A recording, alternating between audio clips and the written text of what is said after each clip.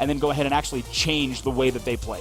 Absolutely. And I've talked to some of these players here. They've actually wanted to come over and compete, try and join a North American team. So just kind of reflects on how confident these players are in their own individual ability.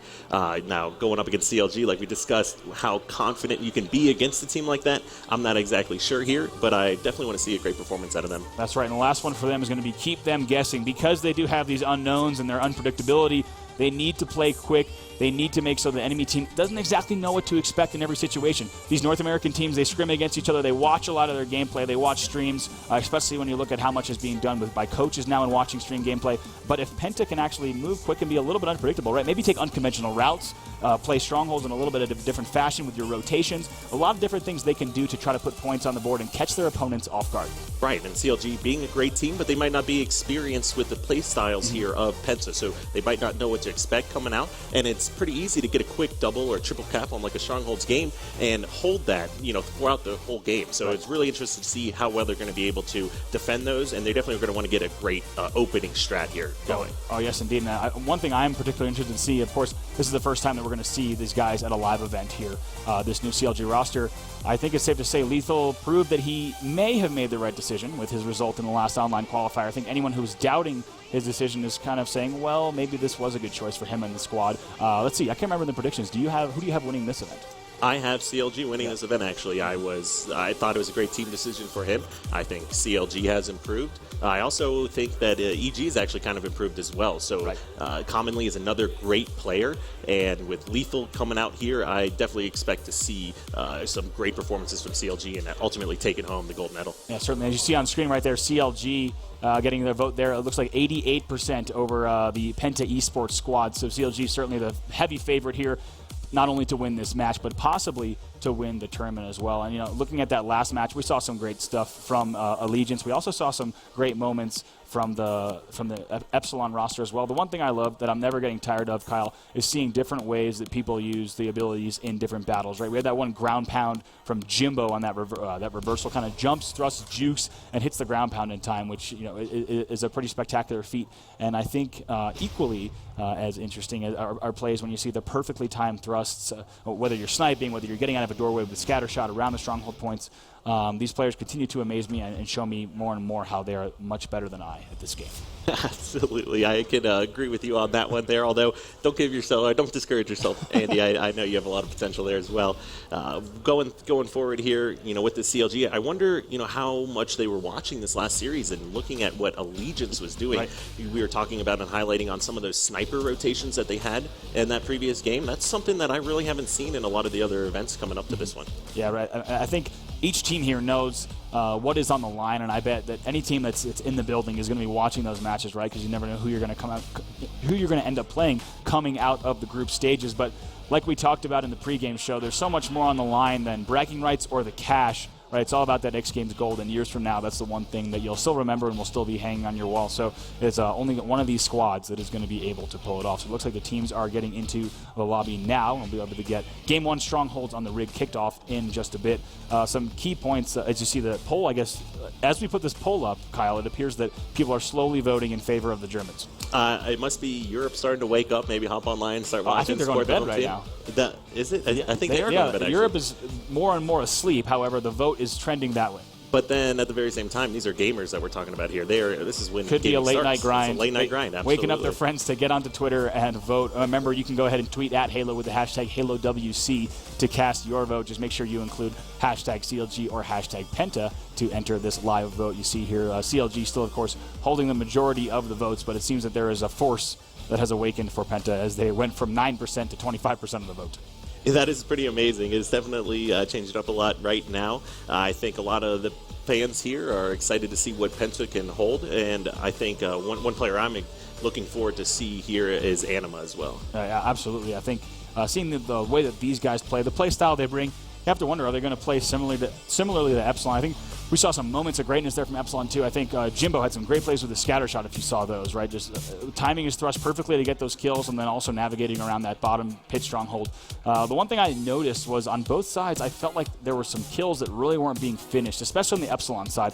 When we saw Nated with the sniper, oftentimes we would see a player like Snipe Drone with his back to Nated with the rockets, right? And that's indicative of really a lack of communication. You need to make sure your teammates know exactly where the opponents are, but mainly where the biggest threat is, right? A threat is. You need to know exactly if Nated has a sniper, you better make sure every one of your teammates knows about it. Absolutely. So there's two things. You have great things out of Allegiance in order to position Nated to do that, and then also a little bit maybe of nerves here for Epsilon in that last series and letting him get away with doing some of those things. That's right. Now taking a look at the match lineup here, it's going to be CLG versus Penta. Game number 2 is going to be Plaza Slayer. Game 3, Truth CTF. So an interesting mix of game types, but I'm particularly looking forward to seeing this first game 1 on the rig. One of my favorite maps. I think there's a lot of interesting things you could do with routes, with sight lines, right? It's a little bit more, especially with the catwalks, you have some elements there of things like lockout that you might see. So looking forward to seeing what happens here, and specifically the way that CLG plays this game type, because we know we're going to see CLG, if we're betting on it throughout the weekend, they're going to make it past this group stage. I want to see how they play each of these game types and how that might change as they face more North American squads. Yeah, I mean, that is a great point as well, that the game is actually going to evolve over the weekend here in itself with all of these teams. We have 2 teams playing at a time, and now we've got 6 other teams watching those 2 teams play, seeing what they do well, seeing what works, and then ultimately learning how to counter that as well. Right, that's right. And like we said earlier, I mean, there's a lot of other new rosters because, I mean, Lethal's chain reaction of his departure from that team. If we talk about some of the new rosters, for example, with Ninja landing on a new roster, right? I think Allegiance being one of the only teams that had consistency throughout all those changes. But yeah, especially Evil Geniuses. You talked a little bit about it earlier. I cannot wait to see Commonly play later today. Absolutely. This is a perfect time for him to showcase exactly what he is capable of. Throughout some of these online qualifiers here, we've seen some of the things he's been able to do. He plays on a really high sensitivity, gives him a lot more options in both fights as well as escaping from battles and things. And he's definitely got a big point to prove this weekend. Yes, indeed. And Royal 2 on your screen there. He's got a smile on his face. Multiple tournament wins for him as well throughout Halo 2 Anniversary. A player that we really started to see in Halo Reach on your screen. Like you see there, he's been a pro since Halo Reach. Highest Halo World Championship placing so far was first place in that 3rd North American online qualifier. But if you've been watching Halo Reach, Halo 4, Halo 2 Anniversary, and now Halo 5, you know that Royal 2 is a force to be reckoned with. But of course, now we're seeing him without the likes of Ogre 2 next to him. Absolutely, and yeah, if anyone that's been watching for that kind of time frame here has known Ogre 2 has been with Royal 2 and Snakebite for quite some time, and they've actually had a lot of success together, similar to like that EG change we saw, CLG with that lethal acquisition, expecting big things from them. Yeah, yes indeed, and it's interesting to see CLG's previous roster, right? If we look at Snakebite, Royal 2, Heinz, Ogre 2, and Halo 2 Anniversary, we always look at that roster as 2 veteran players and 2, at the time, 2 players who were relatively newer blood in comparison to players like Ogre 2 and Heinz. However, now looking at the roster, Royal 2 and Snakebite having Lethal as the winningest member of the team, and then now looking at Frosty, who is an up-and-comer. So now it's going to be interesting to see how that new dynamic plays for them. But Kyle, game number 1 is going to be strongholds on the rig. You can see the map on your screen here. Lots of corners, nooks and crannies, staircases, and catwalks for teams to navigate around and try to control this map. Absolutely. These players are going to need to be staying alive here. I am really interested to see what exactly starts off, which team actually picks up those first 2 caps. Yeah, kicking off things here with Snakebite. So Camo, of course, will fall as they try to go straight across to the drill platform and see if they can get to the other side of the map.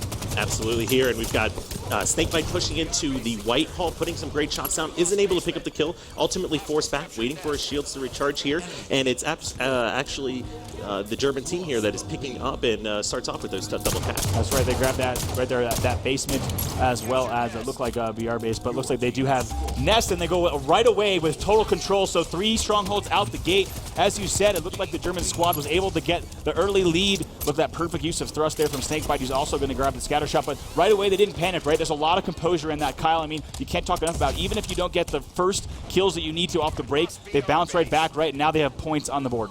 Right, and what we saw out of Penta is they immediately went for those hills basically to get the caps, and what we saw from CLG actually was going for some of the power weapons, where we saw Frosty picking up the railgun and actually creating opportunities now for a triple cap. That's right, we have to talk about it. I mean, Snakebite staying alive off that break, right? He just stayed alive, put down shots. Look at this now, a double kill from Frosty as well as he put some grenades into tower, but holding it down and showing some really good signs of slaying here, which is exactly what they need to do on this game type. Once you get a little bit of control, feel out your opponents. Right, the worst thing that can happen is the other team can cap two strongholds, and then the team can push in and trap you on your spawns. And that's what we just saw out of Frosty there. He picked up those 2 kills in bunker. Right, nice little stabilized jump there to jump back up to the top middle. As you see, they are laying down some control. And this is the control that we talked about, Kyle. This is exactly what you want to do. Let's go ahead and switch now over to Royal 2 here. But this is what you want to do. You want to trap the opponents at the BR base. Look at this in tower, and the grenades are going to fly in, and he might be able to get multiple kills here from Royal 2. Look at that use of the SMG. And as predicted, Kyle, they are dominating. Right, and controlling Rail 2 or Tower 2 here is something you definitely want to see, but what you don't want to have happen is for 3 of your teammates to be in Rail 2 with you, and they all end up ultimately dying there and pushing in, and now we're actually looking at Penta. Looks like maybe some opposite map spawns, trying to make a push, but now you have Railgun still in the hands of Lethal. That's right, so he's jumping on board with Blizz off of this respawn. Looks like losing basement, however, he's able to push back, get that kill on Lethal as well. So now he's going to try to hang out here with this double kill. And like you said, a little bit of signs of life from Penta, but they're going to have to absolutely keep it up. But I think enough is enough. Let's go ahead on board now with Lethal, the newest member of CLG, of course, causing a series of team changes just before this X Games event that will lock in the final rosters for not only this X Games tournament, but also the regional finals and the World Championships. Absolutely. We definitely saw roster mania here just recently, and what we saw from Penta Sports here so far in this game is they have been able to get some kills, they have been able to gather some control, but you look at their control was the first 2 hills they gathered 3 seconds, the next time they gathered 8 seconds, or 9 seconds, and now they're at a total of 12 here. Yeah, I like what I saw right there from Lethal, trying to hit that ground pound to stabilize for a second and then grab that ledge. As you see, players are getting really crafty with their ability to stay on the map. If you don't have a thrust available, of course, you want to be able to tee up that ground pound to buy you a few extra seconds. Same thing with stabilize. You can go ahead and use that to get to different parts of the map, but Lethal connecting with a grenade as well as picking up a kill that might have been a betrayal there. As you see, he gets that carbine kill, but look at this now, just total domination here as they're going to continue to rack up the board, and they're going to keep him trapped at BR base. Snakebite pushing on, over to Nest, getting the reset on that hill. Some great plays. You see Penta just falling short each time as they're trying to gather this control here. They were pushing for basement when they almost had Nest and ended up failing and not being able to capture either one. That's right. Let's go ahead and show some love to the Germans now on board with Anima, who is here trying to push across out of that dreaded BR base. There's a lot of different things you can do here when you do spawn BR base. You know, Kyle, in seeing what some of the other teams do, I've seen a few teams that if you spawn BR base, you go straight to Nest, right? You don't even think about capturing BR base, but instead, as we go over to Trickster, excuse me, when you control that, if you spawn BR base, instead sprint straight to Nest. Don't let the enemy team trap you and try to break out of the spawn that way. Right. One thing they need to be making sure they're doing is whatever they're doing, they're just doing it together. You know, whether or not you're pushing barrels where we see Blizz going right now, or just all pushing through the White Halls trying to get control of that Nest hill, they need to be doing it as a full 4-team squad. There was some great shots there from Blizz. He's able to take out Royal 2, who did have the railgun, but score is 12-79. Keep in mind, these players are only playing to 100 points, so CLG getting dangerously close to closing this game out as we go back over. Let's see, as we go back over, now to Frosty.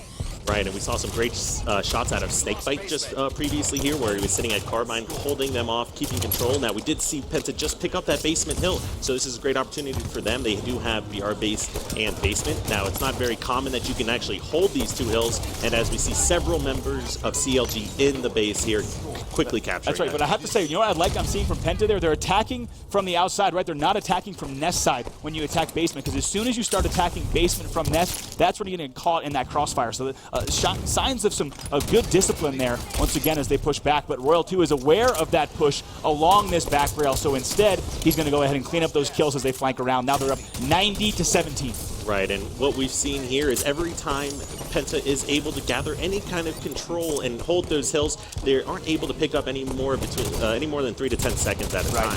And now look at this, Royal 2 also laying down great shots. He's going to get cleaned up, but not to worry as we go. Let's see, back over to Trickster, stay with him off the spawn. They are now up, let's see, 90 to 24. So Penta putting some points on the board. What they need to do now is try to lock down that control, but of course 2 members dead, not going to be easy.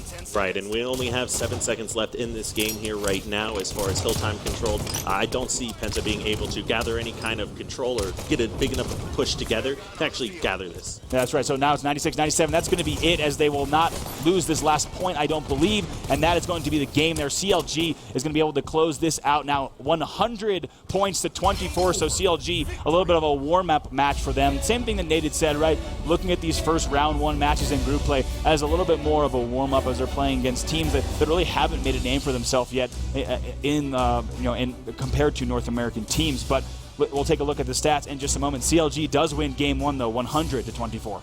Right, and you saw, like we were talking about before, just small sections of time that they're able to accumulate there. They weren't able to hold enough control. You see just too much slaying power from CLG, too much teamwork coming out if you can take a look at some of the assists, or even just looking at the damage dealt here currently on the screen right now. You see 3 members of CLG above 2,000, and you only see 1 member of Penta above 1,500. Right, taking a look at that. We'll see if we can get a switch back over to the kills in just a moment. But, I mean, incredible stuff there from CLG, and I think they knew if they just played their game nice and slow that they were going to have no problem closing it out, and that's exactly what they did. Despite the fact they lose those 2 early strongholds, they know how to play that long game, right? You don't panic, and that's going to be the sign of a veteran team.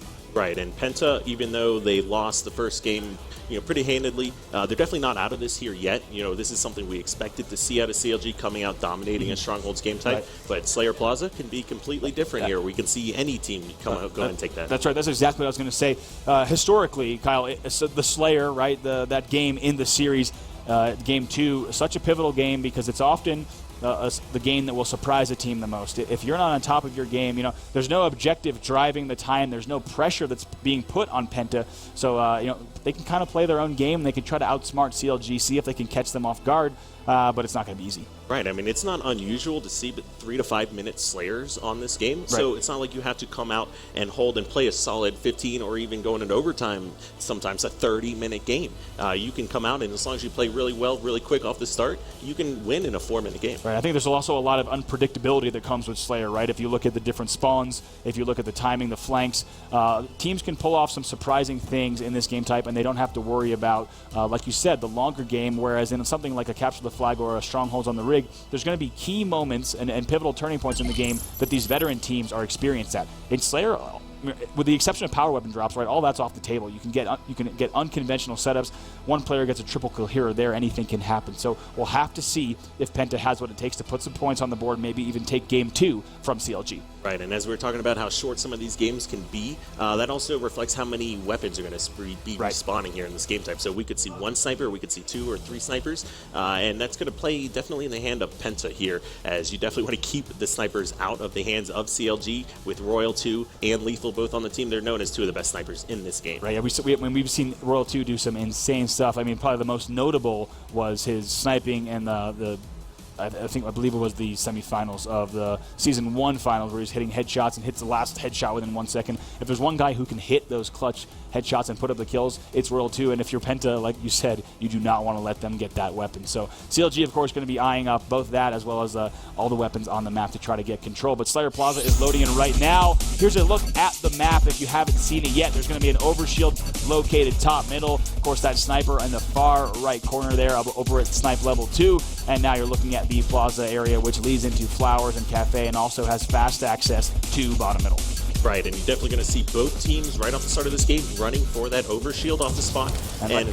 Yeah, right now we're starting things off here with Frosty, who's going at the sniper rifle, but I'm also keeping an eye on the overshield, like you said, so go ahead, we'll keep an eye on Frosty, but that overshield, I do believe, has been grabbed. We'll take a look at where that exactly ended up. I don't think it was a burn, but it actually might have been a burn as I look across all 4 screens, so that overshield is burned by, it looks like, Soul of Penta.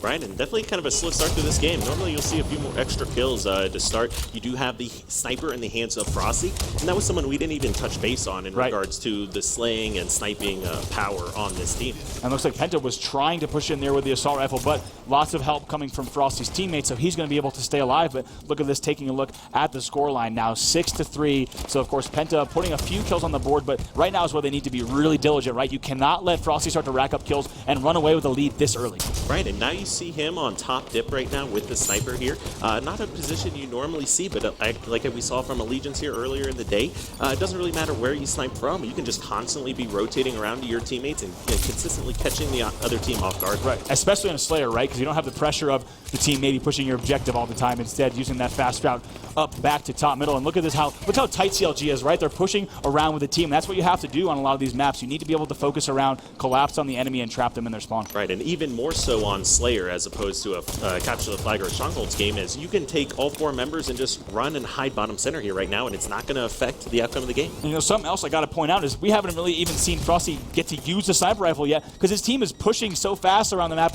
and he's supporting and he's ready to shoot, but it looks like his team is racking up kills. Finally, he will fall, so we'll go over to the other side with Soul on Penta. He has the sniper rifle in hand, but Kyle, I have to say, this is exactly what Penta did not want to happen, as now it is 6-14, but they are definitely staying in this match as we go over to Blizz. Absolutely, and we did see Frosty fall there. I did like a lot of what he was doing. He constantly was pulling out his secondary weapon and using that to assist his teammates, as opposed to taking the risk for trying to hit that sniper shot and actually pick up the kill. So lots of great plays out of Frosty. He did die bottom center and lose that, but what we're seeing from Snakebite here right now is some fantastic pistol shots. Oh, I mean, yeah, when you're getting AR, it is not easy to close out those kills, especially against a top player like you just saw, but it looks like he's going to try to sneak in here. He will fall, however, score is 17-8. The sniper rifle will also fall, and it looks like that is now back in the hands of Royal 2. And now we have an 18-8 lead in favor of CLG. Sniper still in the hands of Royal 2, and like we talked about before, one of the best snipers in the game. Right.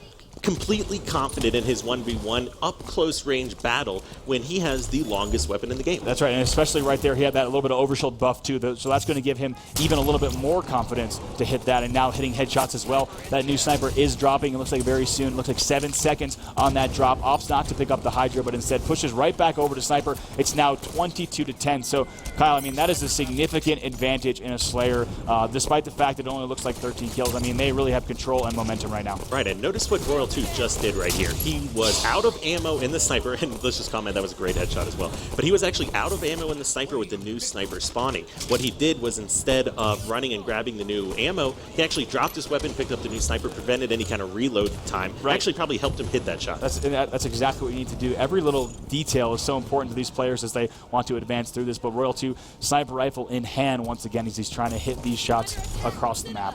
And we're definitely seeing, what we pointed out in some of the keys to victory here. CLG is actually slowing down the pace of the game here to what they want to play. They are wanting to pick up kills without sacrificing any deaths, and that's why we're seeing such a big lead being thrown. It looks like Hydra shots being fired across. One thing that's interesting, we haven't seen Royal 2 or anyone go up to Snipe 3 just yet, which typically you'll see a player pop up there to get some angles, but instead he's been confident kind of rotating around Snipe 2, which is difficult to nade unless you have the angle. So he feels good up here. His team is up 30-12. Right, and he basically has almost half of the map locked down on his own, which creates way more opportunities for the rest of CLG to push around and fight. Right, I love this angle too, because take a look as he's looking down there. Look at that ramp. That's exactly what I was talking about.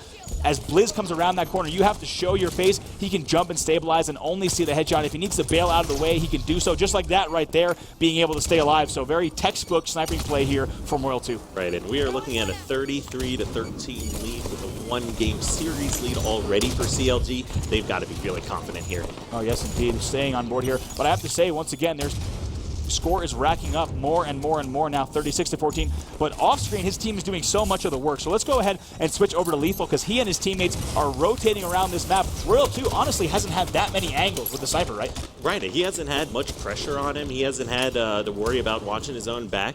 You see the rest of his team is really the ones that are actually allowing him to play that way. Right, and as he's now going to push in, as they're going to try to make something happen from Flowers to Plaza as they try to go around to Loop. Looks like his team is about to jump up on the awning as well, so they might be able to make something happen here and collapse. But 38-14 is the score. And look at Royal 2 still over in the back near sniper spawn, still trying to find angles, but instead it's just going to be Snakebite and Lethal who push in to clean up these kills now 40-15. I mean, we were just looking at the score, and I believe it was a 13 kill difference, but that has changed quite a bit. Absolutely. Now, we do have Sniper in the hands of Penta, but trying to overcome a deficit like this is something you rarely see, in the esports scene. We are having, somewhat of a comeback here, making the score look a little bit more respectable. But, CLG, they're definitely confident that they have this game won. That's right. I saw some great stuff from Snakebite just now as he was pushing in, landing some excellent pistol kills. They now have the 44-21 lead. We'll go over back to Lethal, see how he's going to close this match out with his teammates. And we see him finding Sniper on the ground there. Now, he only has one shot left. But, Bravo, what do you think? Is he going to hit that shot? I think he will not. As he fires that shot a bit early, but of course the player's now getting ready on top mid, landing some great shots there from Lethal. Now sitting on this side, of course, is going to give him a great opportunity to drop down and help if he needs to, or jump up and grab control of top mid once again, right? So now 49-22, only one kill left. Right, and we're not looking at seeing Penta break the halfway point here. Right. Completely dominating performance here out of CLG. It's what we expect from them. It's what we have seen in some of these online qualifiers, and it's what they expect out of themselves making that change here so recently. Certainly, I mean, they have to be feeling good about the change coming off that last win in the online qualifier, and now coming into this event and these matches and proving that they are dominating really on all fronts. I have to say, it felt like for a lot of that, I mean, it even looked like Royal 2, I mean, hit a bunch of kills there, but it almost looked like CLG was just circling the map as Royal 2 would pick off maybe one headshot every 45 seconds, and then CLG would just clean up all the other kills all around the map, whether it was from Flowers all the way over right to the other side on loop.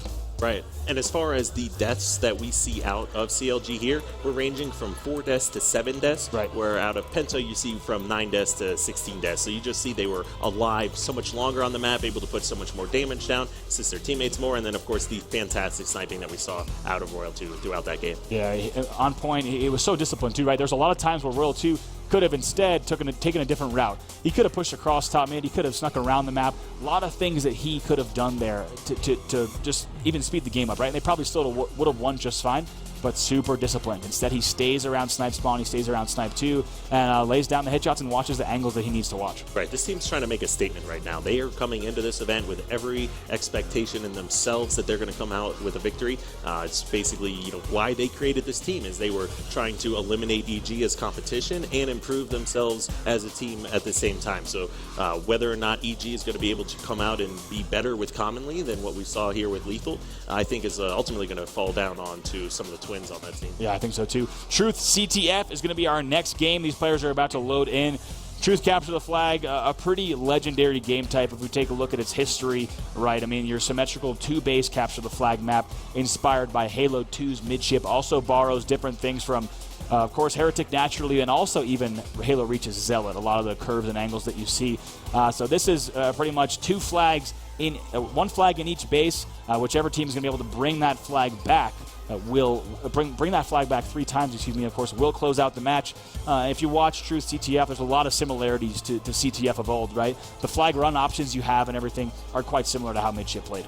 Absolutely here. We have the pink side, we have the car side. Now with this game, what you'll see, which may vary a little bit from Plaza here, is there's going to be a lot more action going on. There's not a lot of places you can hide. You have the bubble spawns, controlling pink 2 is always great as well, but there's always going to be shots being fired. There's always going to be nades being thrown here. You can't sit down and just stop the pace of the game unless you run into those situations where you each have each other's flags in each other's bases, and you actually need to focus on returning your flag. And another is very different also, I think, from Strongholds and Slayer, for those of you who might be new to watching Halo 5, because Capture the Flag requires constant resets, right? You're setting up to grab the flag, and if all the pieces of the puzzle aren't in place, you reset for a moment. You maintain map control, and you try it again. Capture the Flag, very different as we look at it as a linear game type compared to the past 2. It's all about knowing when to go, when to not go. When do you help keep a player alive? When do you instead go ahead and change the flag run option? You have to know when to bail on a flag route, right? I mean, there's a lot of decision-making that goes into Truth,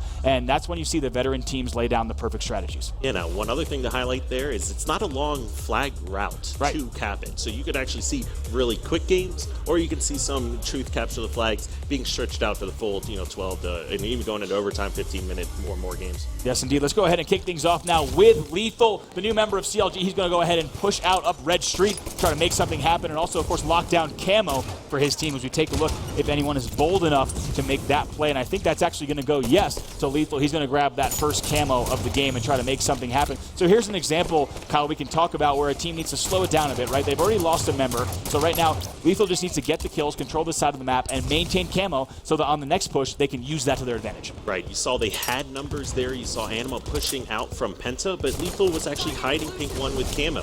You saw CLG was having the top map positioning, more control there. And what you want to see out of Penta is actually trying to hide it rather than pushing out and dying when someone has Camo. And both flags are now out, but Lethal using this Camo very wisely. He's able to pick up that first kill and start the flag run. Of course, Deadly Storm Rifle in hand is going to take out Soul, who had the sword. Right, and one thing you do want to point out as well is that when you have Camo and you're running around, you do not show up on radar. Some great kills, picking up a quick double and getting a flag return from Lethal.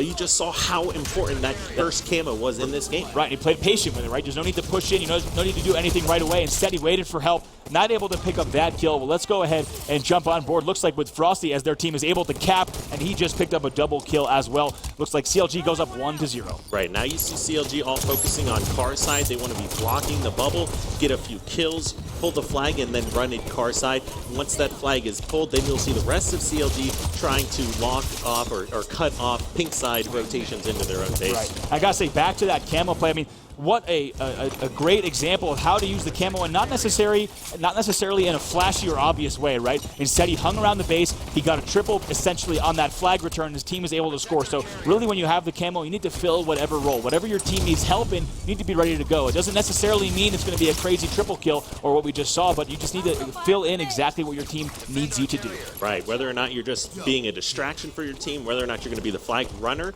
you definitely just want to make sure you stay alive. And here's Snakebite about to bring in this flag. Looks like does not have any resistance back home. Going to tee up the ground pound to avoid being seen by sightlines and getting shot or naded. He brings in, that was a stealth capture. Did you see that? That means he was not shot once on the way home, and he gets a Camo to boot. So talking about those rotations, the Camo spawns 2 minutes from when it was previously picked up. You saw CLG in that 2-minute time frame pick up a cap with the first Camo, get a pull and run between those times actually run the next flag and cap that and grab the new Camo. All right, here we go. That flag is about to return. It looks like yes. I believe the flag is back at home for Penta. For a moment there, Elamite, it looked like this could be a very, very quick 3-0, but just as quickly as we identify that, Penta is able to get top mid control, much in thanks to Trickster and what he's been doing here as they will stay alive in this game. Great carbine shots from him there, by the way. Right, definitely some great shots, but unfortunately just wasn't enough to take out Snakebite. And Snakebite, being one shields there, actually picks up a double kill as well. So quick, CLG and Snakebite being weak there, picking up those kills while his teammates are running the flag. Looks for a quick 3-0. Just as fast, you saw Penta actually had that top mid control. By the time we even switch on the next point of view, CLG ready to run that next flag once again. And that is just proof that I think CLG knows exactly what they need to do to set up that point, right? And they know exactly which sightlines they need to block. So that's not to say that they played every single situation there perfectly, but they knew exactly what to prioritize there in that game. So big stuff there from CLG. A very, very quick 3-0 from them. 10 kills from Snakebite, 10 kills from Lethal. We'll go ahead and pull up the stats in just a moment. But Frosty picking up 6 kills. Royal 2 only picking up 1 kill and 10 assists. That is pretty incredible, considering Royal 2 is going to be the Slayer on the team. You don't normally see assists, out of maybe some of the other players, like out of his Snakebite. With this quick 3-0 happening, this was a 3-minute, 17-second game. We talked about how quickly the Plaza Slayer game can play out, where, between 3 and 5 minutes. Some flag games or Stronghold games, you can see them go out and play out a full 12-minute game, or you can see a quick 3-0 like we have here, both in the game and the series, in another 3-minute game. That's right there. I believe we only had the flag stats there up at the end of the game, so we'll go ahead and make sure to talk to the back to make sure they get those kills, deaths, and assists on the scoreboard as well for you guys to see at home. But once again, CLG just proving that they are able to quickly move through their first round. The scoreboard tells the story here. 124 in Strongholds, 50-22 in Plaza Slayer, and a very quick 3-0 on Truth Capture the Flag. Penta barely having any control throughout that game. CLG, of course, will go ahead and move on to their second match, which will be tomorrow. And our next match that's going to be coming up, Kyle, is going to be Renegades versus Team Liquid. And that's definitely going to be a match I'm really excited for, as well as I also do some coaching with Liquid and work with them. It's my brother's team as well, and if anybody knows Ace, so he's definitely an extremely skilled player, and he's been able to do really well so far with Halo 5, in regards to the X Games and everything that we have going on with some of these online qualifiers. Definitely really excited to see that match. One thing I also kind of wanted to point out is, we have seen both European teams play so far, and they went against the top 2 seeds North American teams. Which is not easy. Right, and the games, I thought the games were actually closer with the Allegiance series they were with this one. CLG definitely looks more dominating than Allegiance right now. Right, yeah. I think also have to note, of course, that Epsilon might be a much stronger team than Penta as well, as Epsilon did have not just moments in their series, but there were serious examples of them controlling the game for minutes at a time. So that was good work by them, of course. I was going to say, before we go over Team Liquid and Ace, could Halo 5 be Ace's best Halo yet? You've seen him play every Halo so far. Well, it's hard to say if it could be his best Halo yet, because he's also the global champion for Halo 4. Right, I was worried about that. Yeah, that might haunt him in terms of that being his biggest accomplishment. But if Team Liquid was to do some damage at the World Championships, I think that $2 million prize pool might take precedence in the history books. If you come out with X Games and the World Championships, then definitely that's going to take precedence. That's true. If any teams or players are able to do that here this year, that would be, a year to remember for them indeed as we embark and continue on this Halo esports journey. But it sounds like we have an interview ready on the floor. Thank you, Brav. I am down here with Snakebite, who just played against Panapak, and I want to get your first opinion on what do you think about Penna and the German teams? They're definitely a really good team. We actually played against them on the warm-up station, and you could tell their shots are really good. The series, really, I just think we were playing really solid Halo, and that's why none of the games were extremely close, but you could tell they definitely are a good team. So I assume you saw the match earlier with Allegiance and Epsilon, and obviously since you played against Penna, what do you think about the foreign quality? Because in years past, it was North America, always at the top. But now we're starting to see these other squads emerge. Do you think at some point in the next year or so we could see possibly a European team take first? I definitely think the European scene in general is definitely getting better. Over the years, you could tell they've kind of gotten better and better placings. This year in general, Halo 5 is definitely a different style, so it could just be their game. I think it'll kind of depend if they can win or not. It just depends if they show up to LAN events. Now the big question is Lethal, the acquisition of Lethal from Evil Geniuses. What prompted that move, and what does Lethal bring to the CLG squad? Basically, the reason for the move is just about winning. With him on the team, we just feel like we could be a much more dominant team than we could have with Ogre 2 on the team. We definitely were considered one of the best teams with Tom, but now that we kind of took Lethal from EG and brought him to our team, we just feel like we could dominate more. And I think he just brings more slaying power and maybe a little bit more knowledge to Halo 5 in general. Okay. Lastly, what squad are you most worried about here? Because everyone always expects like that CLG-EG rivalry, but at the same time, neither of you are the number 1 seed here. Allegiance is the number 1 spot. The easy cop-out answer is to say we're not overlooking anybody, but if you had to expect who you're going to play in the finals of this event, if you made it there, who would it be? I think we'll play EG in the finals, but if I had to pick one other team that I'm most interested in watching, it'd be Renegades, because they've just been really good online, and just see if it transitions over, for sure. What is it about Renegades that makes them so good?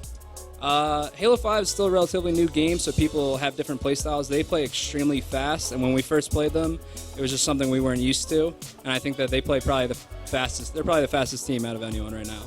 Very interesting. Thank you for your time, Snakebite. Good luck the rest of the event, and we're going to throw to a quick commercial break.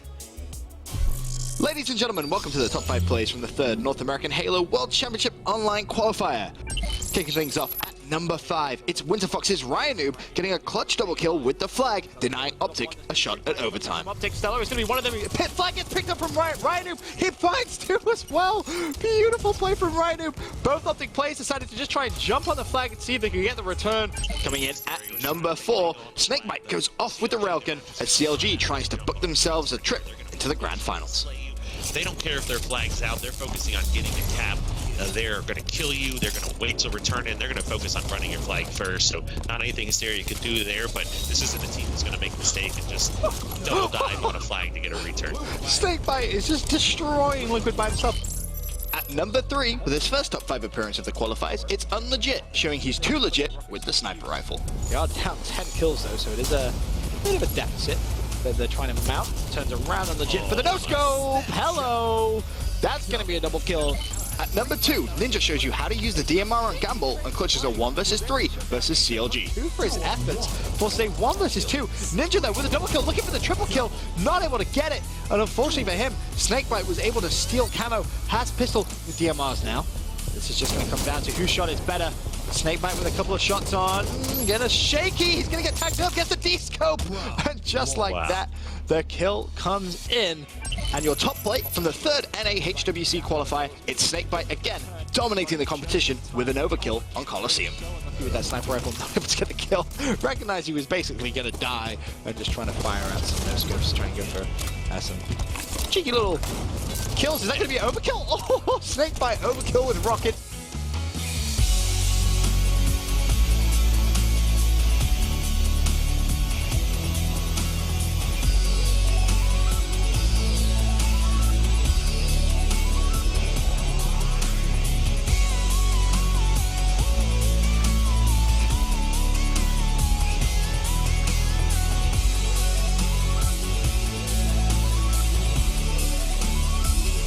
That's going to do it for this week's Top 5 plays. Stay tuned to twitch.tv and mlg.tv/Halo for more Halo 5 action.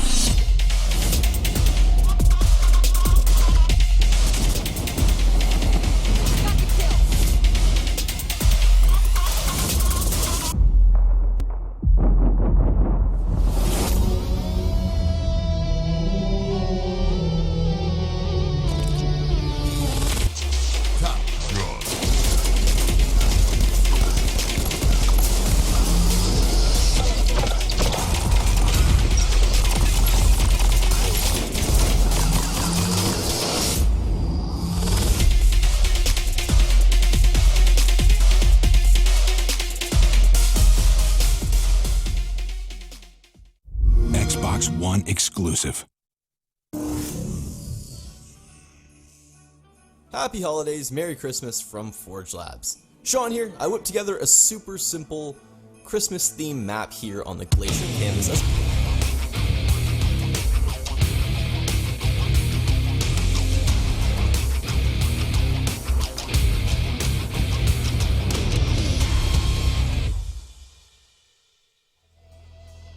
And welcome back to the X Games Aspen Invitational here. We're live at the X Games, checking out some of the top teams in the world, playing Halo 5 Guardians. Bravo back in the booth, joined by Benson. Ben, hey, bud. So good to have you here with us. It is. It's great. I have to say, I have loved your coverage, MLG's coverage of the North American Online Qualifier so far.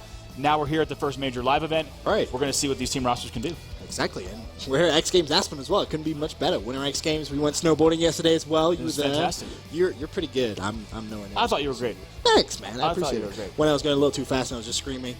Yeah, that was fun. It was fun. But, of course, we should say massive, massive shout out to one of the sponsors really here at the X Games, the Microsoft Xbox Elite controller. It is absolutely awesome. Everyone is using it in the open play area. We actually have a great video to show you guys at home as well.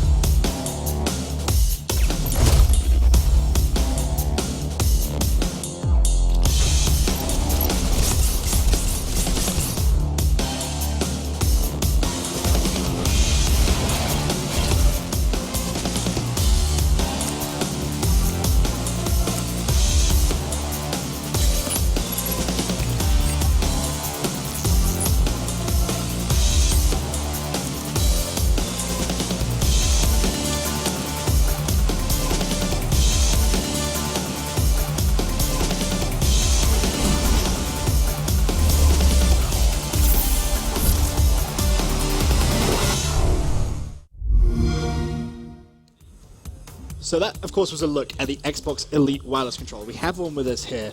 Absolutely awesome controller. Has obviously the 4 paddles at the very back. Makes gaming very easy. You have 6 adjustable thumbsticks as well, so you can choose whatever length you want. Do you have one? Do now. You should get one. They're a fantastic piece of engineering. I happen to have a good relationship with the guys back So you can get me one at for free. Xbox. Is that what you're trying to say?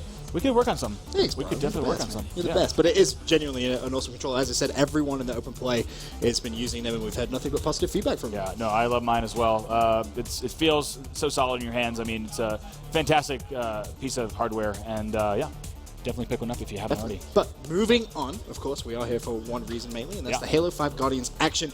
We've had 2 games so far. What have been your thoughts? I think we saw North American teams come out on top. That's exactly what we expected. Yep. I think Epsilon put up more of a fight than Penta. I think their Epsilon roster could do a little bit of damage in their later group matches tomorrow. For them to get out of group play would be very difficult, looking at all these rosters. We saw Penta there fall. I'm not sure if we can expect more from them this weekend, if they'll be able to take down any other teams with matches there. Of course, they're in another group with 3 North American squads as well. Yeah, it's going to be very tough for the Europeans. But moving on, the next game. We dubbed it as probably the game of the night, really. I think so. It's going to be a very, very good one. We have Team Liquid going up against Renegades. And, of course, we'll start by talking a little bit about Team Liquid here. You spoke to Alamai at the end of that last game, saying, especially about his brother Ace, Halo World Champion. Yep. This team looks very, very good. They do. It's a dangerous roster. We haven't seen Heinz and APG play together in a very long time. They're back together. Ace and Unlegit rounding out that roster. We've seen Ace do incredible stuff throughout the Halo franchise. Heinz always so consistent, really, since his work that he did in Halo 3. APG, of course, really making a name for herself. Reach and later, however, still on top, as well as Unlegit, the biggest newcomer to this team. And I'm excited to see what he's able to do. Unlegit, a player that really made a name for himself into Halo 4-ish, into Halo 2 Anniversary. So that is your Team Liquid roster. But you see on the left side of your screen, that is Team Renegades here. 4 players with something to prove. It's Victory X, Stellar, Spartan, and Ninja. So Victory X, the most veteran player on the far left of that screen, leading this roster. Ninja, of course, coming online later, and Victory X, of course, doing a lot of work during Halo 2. Yep. Ninja making a name for himself throughout Halo Reach, and Spartan and Stellar are the newer additions, of course, Stellar being the newest, if you will. Yeah. But we have an interesting mix here. We've got a few more veterans if we look at kind of years competing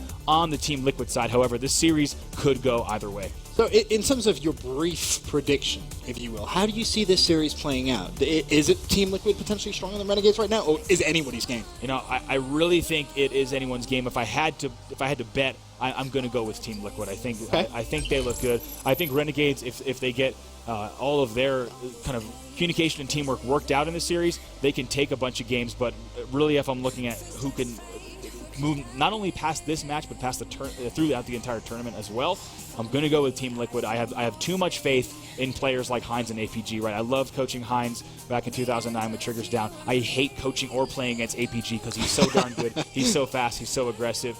And the same goes for Ace and Unlegit. But the other 4 guys on the end of the stage want to do everything they can to make that not the case. This is back to Group A, so Truth CTF is going to be Game 1. Yep. Game number 2, Eden Slayer. Empire Strongholds, Game number 3. You guys saw those 3 game types in the first series of the day. Yes. If we need to, though, we could end up seeing Coliseum Capture the Flag and the Rig Slayer. And Benson, if there's a series that could go to 5, this is it. I definitely agree. I think this is the one which has Game 5 potentially written all over it.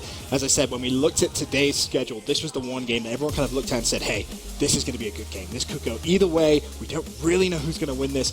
And it could open Group A wide open, because a lot of us have Team Liquid progressing through. Right. But a loss here could be catastrophic for Team Liquid. And we could potentially, at the end of tomorrow, be sat here saying, all right, what happens if we have a tie in this group? Right. It could throw off all of our predictions as well as the predictions of everyone at home quite a bit if Renegades was able to take this. But I don't want anyone to discount this Renegades roster. I mean, they are very, very good. Right, they are. And Spartan the dog, what a player he is, how aggressive he can be. We all know what Ninja can do. Is this the team that's going to help him shine? We're not sure just yet. Stellar, of course, a new name who's been doing a lot of damage as well. But I can't wait to see this match unfold here. Truth CTF is going to be our game number 1. Yeah, I'm excited to watch Truth CTF, because we saw it in the first series as well.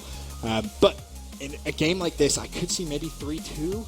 I'm just going to do what I know everyone at home wants. Overtime. Give me an overtime game one. You couldn't ask for a better start. That's true. We absolutely could see it, but you just saw on your screen there, Spartan the Dog and Ninja, of course, on a team together. I love seeing those two play together because I think their personalities and their play styles complement each other so well, right? They're loud, they're aggressive, they get excited, they're ridiculous, they're often absurd, in both the things that they do and the things that they say. So seeing those two next to each other just feels right. I feel like they can really kind of build off of each other's energy. Yeah, and that's something which is really important because when you get a team in a booth, it's all about that energy. It's all about those kind of good vibes that the teams can potentially try and create. And then going up against a team, like Liquid, Game 1, you start at X Games, maybe you might be a little bit nervous. So those good vibes are going to be equally and arguably even more important. Yeah, let's talk a little bit more about Team Liquid and take a look specifically at their keys to victory, what they need to do here. First and foremost, they need to help Hines with the objective. Richie Hines, a player who's very disciplined. He always knows what the best priority is on the map, right? He needs to be able to move the flag or get in the strongholds. His team needs to support him in that. And the next one is going to be focused on a single area. Yeah, you want to see the team focus heavily on just one specific area as opposed to just splitting up. And then the final key to victory is ace up the sleeve. Love it. Shout out to Walshy for the puns on puns on puns. But you have a Halo world champion on this team. I mean, you know he's going to do wonders. And as you kind of asked that question to Elamite, his brother, earlier on, is this his best Halo? I mean, it's hard to kind of argue when he is a Halo world champion, but at the same time, his shot in this game is just absolutely phenomenal. Certainly, and we've seen him do some really great stuff online. We've also seen him on the receiving end of some crazy work by Naded as well in the last qualifier. But they need Ace to perform. They need him to step up and be that X factor, right? I think they have the Ace up the sleeve. However, he needs to be a true Ace. And he has so much experience as well. That's something when he's sat in this booth now, he isn't going to be as nervous as maybe some of the other guys here at X Games because, as we said, he's competed on the biggest stage in Halo before. He knows exactly what it's like. So he can look to the left and his right at his teammates and say, hey guys, don't worry. Just take a deep breath. Let's just make sure we win map 1. Once we win map 1, build on that confidence and progress from there. And I really hope we see that from Ace. I really hope we see him stepping up and being a leader. Some of the teams that he's been on, for example, Optic Gaming throughout Halo 2 Anniversary, we didn't see overwhelming success from them, right? It seemed like they were always middle of the pack and struggling to break into top 3. And I mean, we've seen Ace do much greater in terms of his individual play or his team play. So I need to see Ace step up, be vocal, be positive, keep his teammates' heads in the game. It's so important. It really is, and that's exactly why we highlighted it as a key to victory for that squad. But let's take a look now at Renegade's keys to victory. What are they going to need to do if they're going to be able to shut down Team Liquid? Starting off, prove them wrong as a team. Now, this is a key one, and Washi kind of broke this down very, very well earlier on. All these players have a point to prove, but they're not going to be able to prove it individually. Playing by yourself in Halo 5 is not going to work. They need to do it as a team. Teamwork is key. That's it. You can't run around and think, right, Ninja cannot have these personal battles against his former teammates. Right, it's just not going to work. He can't try to win the 1v1 battles. Those statements are not the ones he needs to make. Instead, the statement needs to be coming out of the booth, shaking his opponent's hand as the victor. So all 4 players on this team, lots to prove. They need to do it together. Second one, let the dog off the chain. That is Spartan the Dog. Let him do what he does best, right? Let him get the power weapons. Let him run wild and control the map as a Slayer. And then once you let him do that, I really think they're going to have a fantastic chance of potentially taking this series. I think that really is very, very important. And of course, the last key to victory for Renegades is going to be the X Factor. Of course, that's referring to Victory X. That's right. Victory X needs to step up and perform. A very consistent player. Like we said, pro player since Halo 2. He's been doing this thing for 10 years, well over 10 years now with Halo 4's, with Halo 2's debut in 2004. He knows exactly what to do. He knows the game he needs to play, and we need to see not just consistent Victory X here, which we generally get. I want to see, better than normal Victory X. I want to see Victory X stepping up as a player and putting kills on the board, leading his team. Like we said, he's the most veteran player by far on this squad. So if Ace is the player that we need to be vocal on the other side of the booth, for me, it's Victory X here on the Renegades. So really, that's the clash we're expecting to see, or potentially hear when you kind of look at those booths. Definitely, I think Ace has to step up to that plate, because when you talk about experience and you talk about pressure, this is a guy who he just knows how to handle it. He really does. And same as you were saying about Victory on. And I think there's a lot of parallels between Victory X and Hines on these rosters specifically.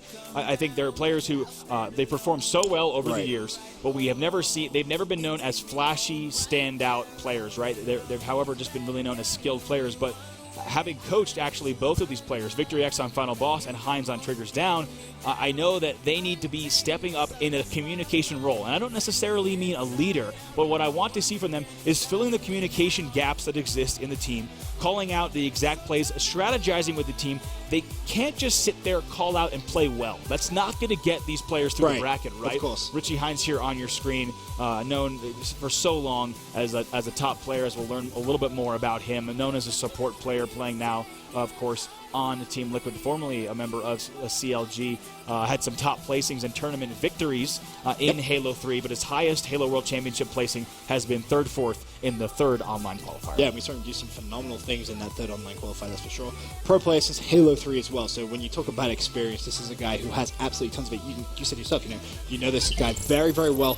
What are you expecting to see from him in terms of nerves here at the X Games? Because we keep on harping on about it, but it's the first time many of these guys have been in an environment like this, where there's so much online. X Games Gold, this is a huge, huge deal. This is, and especially is worth noting that this specific tournament does not impact the Halo World Championship Tour, right? So whatever happens here, this is just a battle for X Games Gold. Of course, there's a ton of bragging rights. There's a lot of huge bragging rights. There's a lot of I think seeding is going to go into if a team does well here, people are going to expect them to do well at the regionals and even finals, right? They're going to become the favorites. But right here this weekend, it's all about being the champion of Aspen and leaving with some gold hardware. We're kicking things off here with Spartan of Team Renegades. Yeah, I'm excited. Spartan has been so good in all the online qualifiers, and I'm expecting to see wonderful things from here with Team Renegades. Off the break, you see both teams just trying to get that map control and then try and push forward. Nice win from Spartan as he tries to find the double.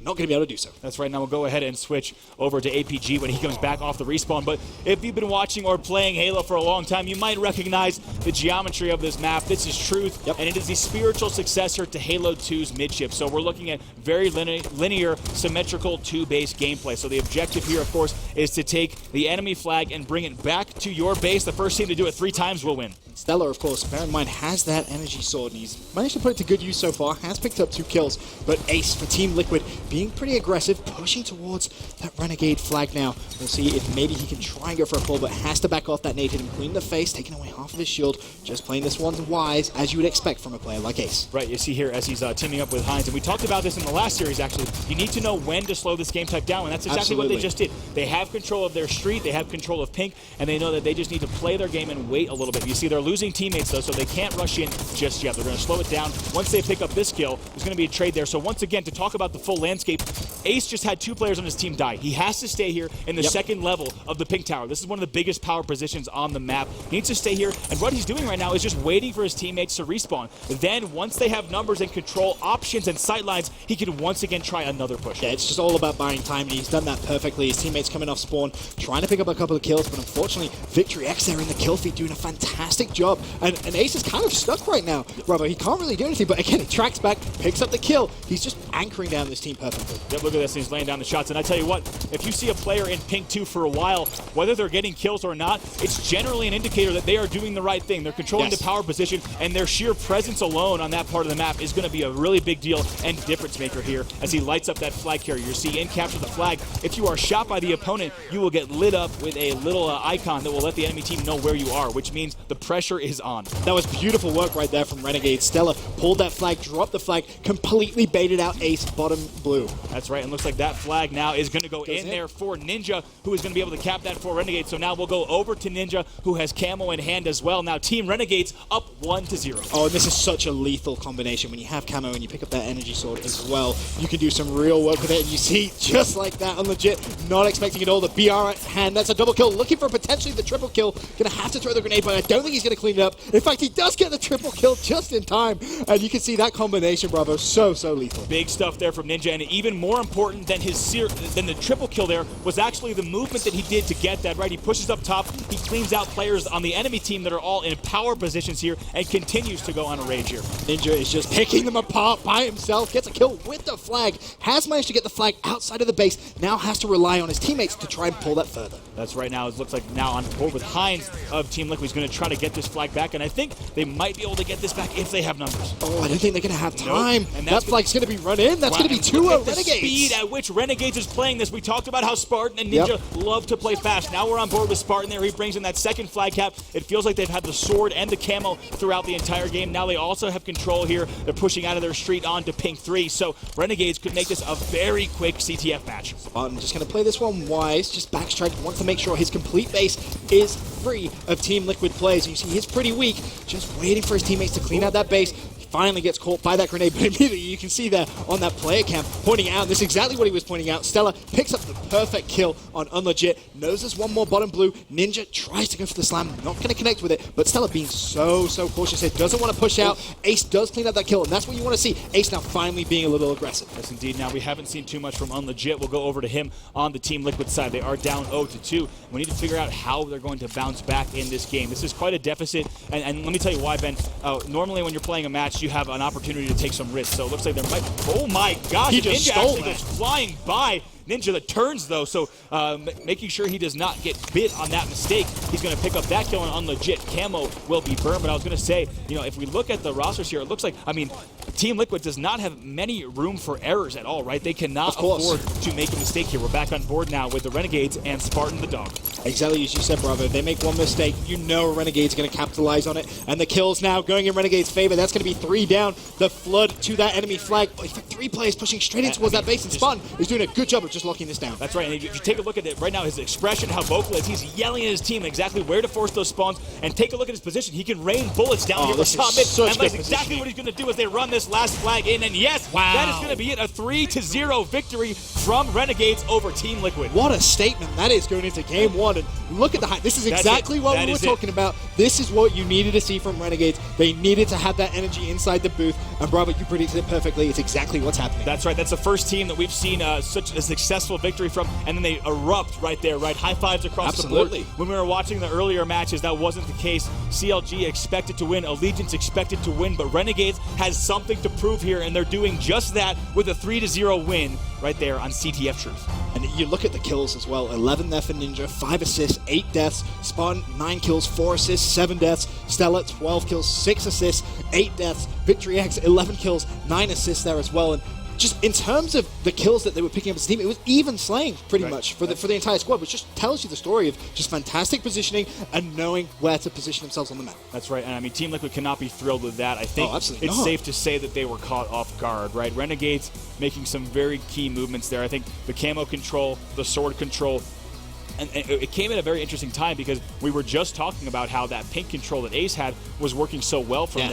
And as soon as they lost that, they both died. That flag went in right away. And Renegades did not let up. I love what we saw from Ninja with the camo. He takes the sword to top mid. I believe it was through pink 2 that he gets up there, pushes across, gets that triple kill, and is able to clear out the base. When you see players using a power up and a power weapon in a power position, getting multi-kills, you know they're doing something right. Ninja picking up a key triple. They're going to continue to run flags. Team Liquid shut it down for a split second, but then Renegades runs that third flag in. And I got to say, we'll take a look at right here as you're tweeting your answer to us. Looks like 76% are saying Team Liquid, but that vote may change a bit after folks have now seen game number 1 from Renegades. I imagine the hashtag Renegades on Twitter are definitely going to be coming in. Remember, you guys can vote on Twitter as well. Just use hashtag of the team you want to win and hashtag HaloWC for your vote to be registered. But just to touch on that point about Ace that you were making there at the end of that game, had some fantastic position.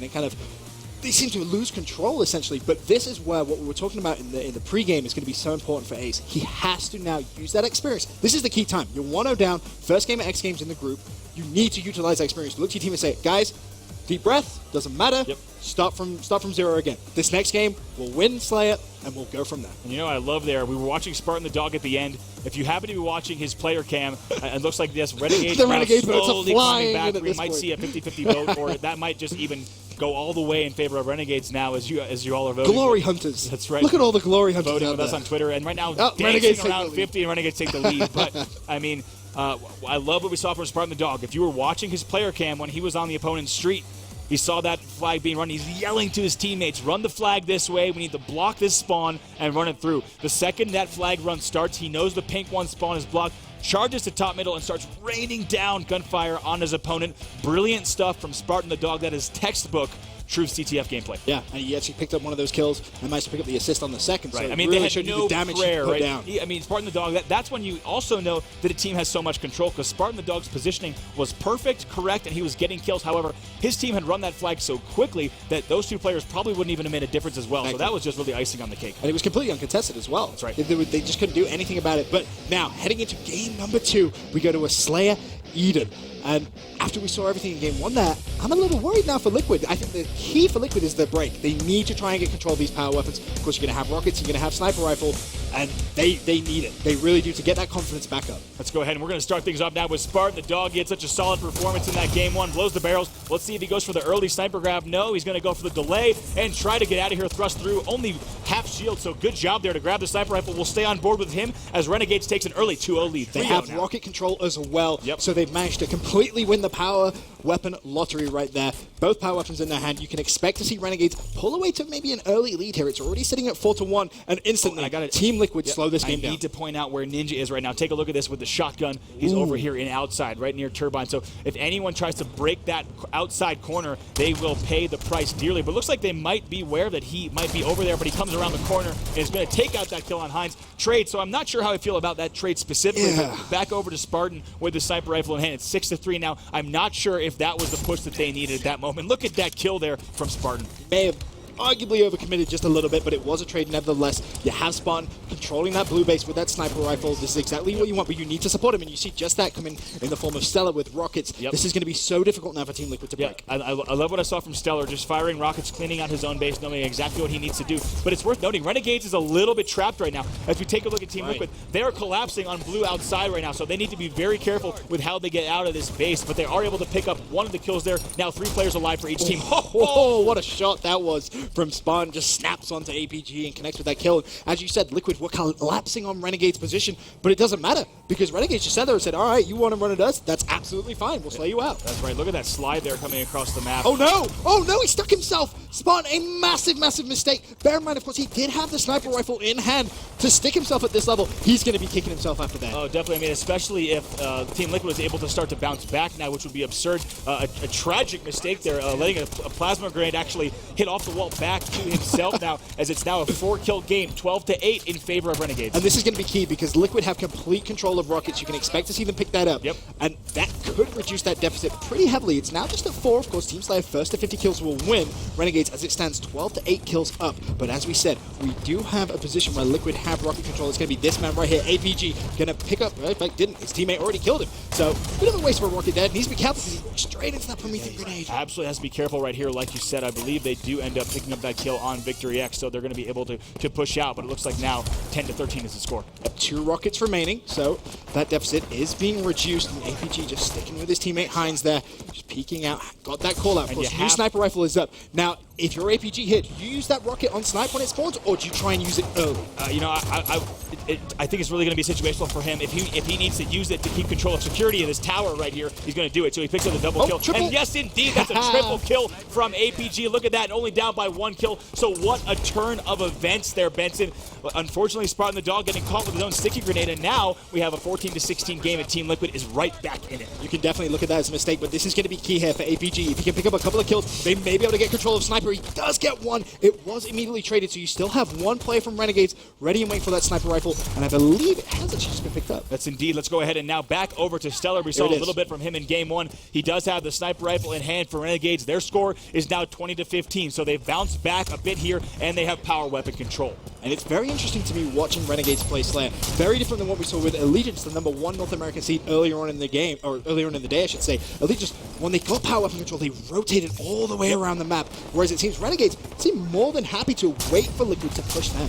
Oh, and looks like, Stellar getting pretty aggressive here. Several times he's poked out with low shields, but has not been picked off as of yet. His teammate will fall, but not to worry too much. But 22-18, so Liquid is bouncing back yet again, and that's because Stellar has not been in the position to get those kills, but as I'm quickly corrected there as he picks up that headshot. Oh, he went for the snapshot, not going to connect. And this is where you want to see Stellar potentially push towards that outside. With new rockets coming in, if Renegades can get control of them as well, they're really going to start to build. I'll go ahead and switch over now to APG, who once again has rockets in hand for Team Liquid. So it's a 6-kill game, 18-24, now 18-25. It looks like Renegade's going to put even more points on the board, but APG doing what he needs to do to get these kills. He's very, very efficient with rockets so far this game. Of course, he saw him pick up the triple kill earlier on, able to pick up one now as he slowly starts to creep in towards that Renegade's blue base where they've been locking down for the majority of this game. If he can get that pick on the sniper rifle, it would have been huge, but he's not going to be able to do it. Spartan able to clean him up. Now as we head over towards Stella, who does still have that sniper rifle in hand. He has about, I believe that was 6 bullets left. He actually trades out that pistol for the assault rifle. Immediately goes for the challenge on Unlegit. Is he going to win it? Yes, he is. Nice play. I tell you, that's exactly why he went to tower, right? There's only one reason why Stellar would be pushing into tower at a time like that, and that's because his opponent must have just dropped the shotgun, which respawns 10 seconds after it's dropped with no ammo left in it. So he comes over there, he picks up the kill, I have to say, with a perfect use of the thruster pack, right, to get that kill with the AR, and then comes away with the shotgun. So now taking a look at the score, Ace gets taken down, but right away, this game has run away. We'll go to Victory X, but it's 33-23. You can see how quickly this game has started to spiral out of control here for Team Liquid. They were so close. They were in touching distance, but now they find themselves trailing 10 kills. And honestly, it seems like Renegades have all the control of the map, all of the momentum as well. Ninja doing work with that shotgun, gets traded there to Hines, and Victory X playing this one so smart. Just peeking out slightly, throwing their grenades. Of course, new rockets up in 30 seconds. Yeah, Victory X doing what he needs to do. He said we need him to deliver, and he is playing well. A 10-kill lead, Benson, in a game like Slayer is massive, right? And keep in mind, especially at this point in the game, right, there's a lot that players are playing for here. Specifically, we got to talk about Ninja, right? Drop from Team Liquid before this event, and now we're seeing what he can do here with his team. Like we said, he wants to get revenge. He's being pushed from outside. Victory X, being pushed from outside, as we will see a little bit of a push here coming in, as we'll now go back over to Unlegit. Let's see, Unlegit does have rockets, and of course this could be key to trying to reduce that deficit, but they are trailing so much. It's 11 kills, so despite power up and control from Team Liquid, Renegade's still able to extend that lead, and it seems for now as if Unlegit just waiting for his teammates to come up off spawn, potentially give him a little bit extra support. He doesn't want to waste these rockets. He only has 3 left, and this could be key to starting that comeback. That's right, and keep in mind these rockets are spawning every few minutes for those of you who might be joining us here on ESPN3. First of all, welcome to the Halo World Championship Tour Aspen X Games Invitational. We got some of the best Halo players in the world fighting here, and we're bringing you this action live from the X Games Festival grounds. But these rockets, as I was saying, they spawn every few minutes, so the teams are constantly setting up around them, so they need to master that art and get the power weapon control. Right now, we're seeing this game totally slowed down, and that's what I love from Renegades. They have sniper rifle in hand. I'll go ahead and give you a peek at that. It's Spartan the dog, and they don't need to push at all, right? They have an 11-kill lead. Even though the fact that Team Liquid might have rockets, we're just going to see Renegades play this one out. I mean, this is a substantial margin that they are up by, and they're not going to risk anything here because they're playing for X Games gold. Exactly. You can just wait at this point for Team Liquid to push you, and it has been, to be honest, the playstyle that we've seen from Renegades all throughout this map. They've been more than happy to give Spartan the sniper rifle and say, hey, we're going to play around you. If you get picks, fantastic. We're just going to stay towards this blue base, get perfect control of power weapons, and that's going to be the problem right now because Unlegit still does have rockets. And I got to say, Unlegit, we got to take a look at his situation. He was actually surrounded by Splinter Grenade there for just a second, but finally he gets out of that situation. Just poking out with the thrust to go ahead and give a little bit of a head check to see what might be out there without putting his face out too much. But this game has slowed down significantly, and reason being, Benson, neither team wants to make the mistake, right? Of course. There's so much they're playing for, and they know that the wrong move in this situation could really cost them. We'll go back over to Spartan with the sniper. It's as you said, if Team Liquid push out and they make a mistake, they lose the game. Yep. And if Renegades make a mistake now, they arguably allow Liquid back into this. And which they don't want to do, right? They don't even want this game to be within 5 kills. That's not what they're looking for. They want to keep this very, very comfortable 12-kill lead here, as it looks like a little bit of action starting up. And I have to say, new rockets are actually up as well. And yes, they're going to be setting up for those now as well. So kills finally coming across the board now, as it looks like Renegades is able to get one, but so is Team Liquid. Unfortunately, Spartan not able to pick that up, so the lead still in their favor, but it is now down to just 10. Ace needs to be careful. Does have the support here of APG with rockets, and Ace may actually be trying to bait out. I believe that was Stella there. Actually, I wonder. Ace actually came back, and Spartan just put a bullet right in the back of his head. He tried to sprint back and tell him about the intel he had just got about that base, but now they'll never know. 10-kill lead, 42-32. Renegades just 8 kills away from going 2-0 up in this best-of-5 series. APG starting to potentially peek out, try and get some information. I mean, if they continue to play this pace, though, Bravo, with only 3 minutes 10 left in the game, they're going to be forced to do something. I got to show you this here. We're looking at Ninja. Once again, he's always in the sneaky spot. He loves it. His name is Ninja. He's playing like one. Right now, he's just hanging out around Blue Yard, just waiting to see if anyone might try to push outside, but they're going to play this very comfortably. Renegades is looking very good now. They're at 43-32 in this game 2 Slayer, and he's going to get the SMG and creep around this corner. Of course, he would be able to lay waste to anyone as soon as he gets the first shot. And the problem Liquid are going to have right now is the perfect power weapon control they have. A new sniper rifle up. They're going to get control of it. They're not going to allow Liquid any moment to breathe. This Ninja cleans up APG. He will fall, but again, damage done. That just sheer control of the map they have now. Victory X, you see, with that sniper rifle, they just need 5 more kills. Liquid, they have a mountain to climb, quite literally. Yes, they do. It looks like Team Liquid is desperately trying to get outside, but Victory X knows that, so he's going to be watching these exact sight lines. His teammates are very hesitant to push out the doorway because of the incoming grenades, but 45-35, still a 10-kill lead for Renegades, as those rockets, I believe, have dropped, if I'm not mistaken. They will be in the hands. This is still possible. It is worth mentioning. If you're new to Halo, comebacks like this have been known to happen. It is pretty rare, but unfortunately, Victory X with sniper rifle misses 2 shots. Ace manages to pick up the kill with the BR. That is huge, because now APG gets rockets. If they're quick, they may actually be able to get sniper rifle control as well, and that will bring them back into this game. We were talking about exactly this is what Team Liquid wants to do. This is what Renegades does not want to happen. It's now a 7-kill game, 38-45. They have a few more kills to get back on the board, but a sniper is in the hands of Unlegit on the Liquid side as well, so they have power weapons in hand. Now this is exactly where you want to see Renegades look at the clock and say, hey, minute 30 left, 45-38 game. That's right. Force Liquid to come to us.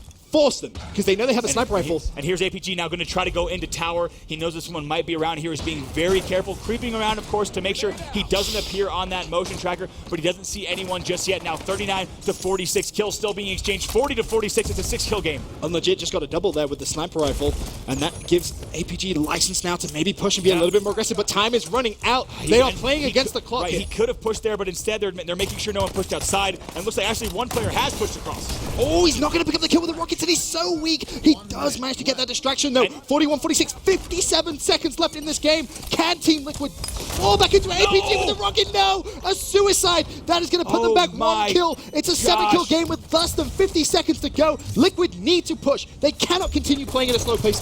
And now going up over Stellar, he just picked up 1 kill, so 48-41. Let's take a look, and it looks like there's going to be a push there from Victory X. He grabbed the rocket launcher, now 49-41. This could be it. Yes! Renegades is able to close it out, and my goodness, Benson, game. Once again, Renegades on their feet in the booth. They lead the series 2-0, but that's another time that we saw right there. I mean, APG jumps up with the rockets. Unfortunately, too high right there. Gets actually a suicide from that moment. His team will lose a kill. They do not get the kill. And I tell you what, that would have been a free kill. That player had no shields. All he needed to do was place that rocket in the general vicinity, and they could have brought that. I believe it would have been 42-46. Yeah, it would have been extremely close. A 4-kill game. Then you have to look about the... still have the sniper rifle in hand. I have to say... I have to ask you, okay? I have to ask you, if you were coaching right there, if you were coaching Liquid, yes, what would you have been saying there? Because we saw they were playing against the clock, they had the deficit, but I feel like, obviously, you can't just run out and say, all right, we need to challenge, we need to get kills, because this is not going to work, because they're just going to slay you out. So how do you play those moments in Halo 5? Yeah, I think that is a very specific, you picked up on it. There was a moment there where they had the chance, as we take a look at Team Liquid now down 0-2 in the series, there was a moment where APG had to make a decision in tower. Did he want to push across to the enemy base and try to pinch a spawn? But it sounded like, based on what I would imagine was his team's communication, instead they were worried about people spawning outside pushing blue, or even getting front base, which is what happened. They went front base. Yeah. So APG made the wise decision to push back. You have to wonder what might have happened if he tried to move across the map and circle outside. I mean, there's a lot of what-ifs there, but I think they were playing the right. I think they made sure that no one's behind them, because you want to be...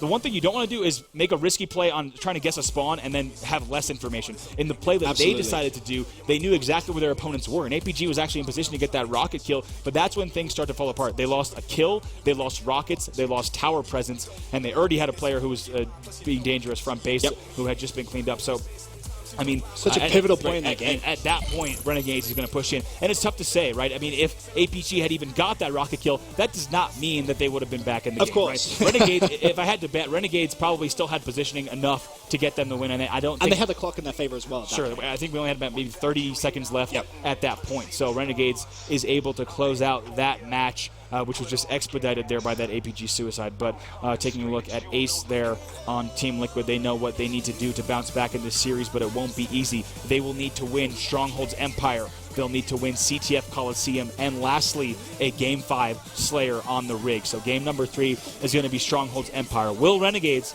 upset with a 3-0 sweep? And I think we may have changed our minds here. It was on pretty the Twitter heavy in poll. Liquid favor. Now all of a sudden you can see everyone getting on social media giving Renegade some love. 75% to just 25%. And one thing I want to point out right now is look at the difference in the booth. Obviously, Ace, just some small talk.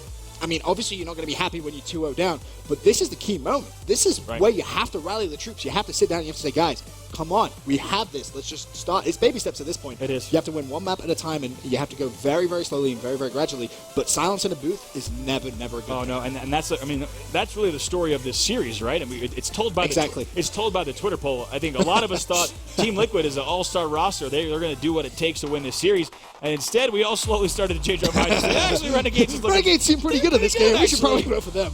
So those votes have changed. Many of you, whether you're voting with us on Twitter or not, may also be thinking along those lines. We're jumping into Empire here. This is going to be Strongholds on Empire. You saw it in the first series. This is a chaotic map. Teams need to control the outside bases, and they need to also control that bottom pit. So it looks like they're going to go ahead and jump out with time. So Victory X is going to get this first blue base. Now it's going to be, of course, they're going to try to get that bottom hill as well. So Benson, Strongholds is all about controlling 2 of the 3 points that exist on the map, and of course rotating your control around the battleground as well. The pit right now is going to be the highly contested area on the map. You're going to see floods and floods of players just jumping in, trying to get control of it. For now, I believe it has just gone in favor of Team Liquid. Heinz rocking the pizza and fries combo, right? He's got the last slice pepperoni pizza AR along with the Lord of the Fries. I tell you what, Heinz, those are actually 2 of Heinz's favorite foods, and anyone who's been with Heinz watching him for a while knows that is his stuff. He feels like those new Halo 5 weapon skins were made for him, so it's awesome to see him rocking those fancy skins here. But that's not going to be enough. He also needs to put some fancy numbers on the board for his team to advance through this series. So taking a look at the early scoreboard, let's go ahead and stay on board for just a moment through the respawn with Ace and Team Liquid, as it looks like Renegades once again off to an early lead here, 9-3. They do have 2 points, but it looks like it's going to be converted. Yes, so now as you see on your screen, Ace and Team Liquid will begin scoring. But the problem is 3 players fall there for Team Liquid, so immediately Renegades jump. You had Ninja putting some pressure on Red Base. If he won that would have been a trip cap in favor of Renegades. That was quite a crouch strafe there from Unlegit. I feel like he's earned the right to be on our screen right now, his point of view, because that was quite some AR crouch work there. And, okay, we didn't see this in the first series enough. You need to control Turbine on this game type because this allows you to fully rotate. Imagine if you just needed to have an anchor point around the map. That is Turbine. Ironically, it is not what you might expect Tower on Strongholds. You want Turbine for one reason. You want to control that, and if you want to control the pit, obviously, you can drop down into pit and then quickly run right back up, right? That's what you want to be able to do. And you have easy rotations to both blue and red. Exactly. It's also all about the rotations. If you ever lose red, you can go ahead and swing right around to blue while still keeping eyes on the pit. So you're going to see teams vying for control of that Turbine area right next to this bottom middle. This is a big win if Heinz is able to get it, but he's not. Unfortunately, Pit will stay in favor of Renegades. Ninja looks as if he may have to drop down, but OS is up, and Unlegit was able to get that. And luckily, Overshield helping Unlegit capture that Pit. That was very smart play timing that OS. That's right. Now, taking a look at the score here, we do have the Renegades right now losing control. Finally, Team Liquid is going to start putting points on the board, but it's worth noting they've put some points here. Now, 28-12 is the score. As a reminder, these teams are playing the first to 100 points. Yes, and you need, as you said earlier on, 2 of those strongholds control to earn points. Of course, if you do get 3, you'll be earning double the amount of points, which is always nice. As Victory X has a gunfight, it looks as if he may decide to back down from that, but 3 players once again fall here for Renegades. Team Liquid going to get some good control, and they may actually push in towards that blue base, put a little bit of time on. That's exactly what they're going to do. APG pushing down for a trip cap. This is going to help massively reduce that deficit. In actual fact, blue base is gone as well, though, so it will just stay as a 2-1 stronghold. That's right, advantage. But it will let Team Liquid, of course, control right here and get back on the board. This is a very close game. It's 21-30. Just for a few minutes of control, they can very quickly gain the lead. So we'll go over here now to Stellar on the other side. He falls. We'll stay on board with him through the respawn. As you see, his team is now trying to control bottom middle.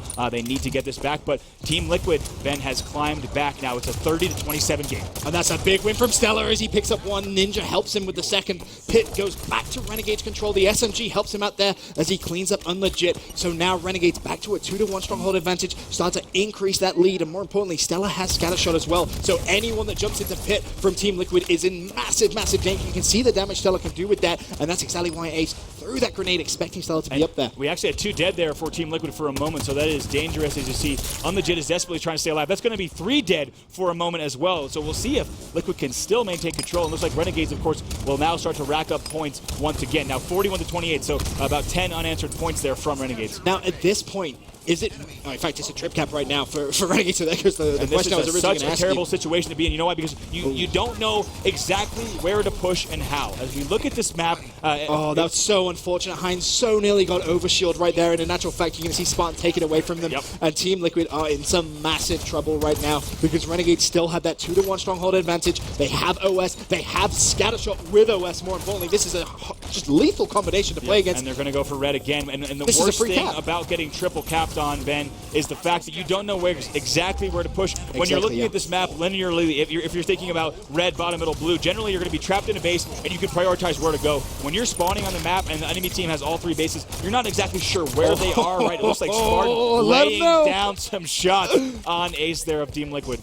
Let him know, Spartan. Let him know. And he's going to push once again towards that blue base. They are losing red base, but again, they will maintain that 2-1 stronghold advantage. A trip cap for now. That's going to be taken away from them as the opposite base does get captured by Team Liquid. But at this point, okay, this is the question I wanted to ask you earlier. If you're Team Liquid, you're down 1-2. Is it actually worth pushing Pit, or should you overextend, go back towards blue base, try and take that away from Renegades, and then when they rotate back out to red base, do you then take Pit then? Almost a triple kill there from Victory X. But to answer your question, as long as you have turbine control, the choice is yours. You can go ahead and push straight across the map, or you can push around the outside and get control of that. So really the answer to that is just grabbing turbine. Look at that. And that's the exact play. Look at Stellar, what we're seeing there. You want to just drop it and picks up that kill as well. Brilliant plays out of Stellar is what we're seeing. He's able to pull that off as well. You can drop down into Pit, right? You can push across, get right back into turbine that has all the cover. That's the place you want to be. But let's go ahead and spend some time with Ace. His team is down in this match, but they need to bring it back. He does fall, though, with the SMG. Again, just looking at those player cams, it tells you a massive, massive story.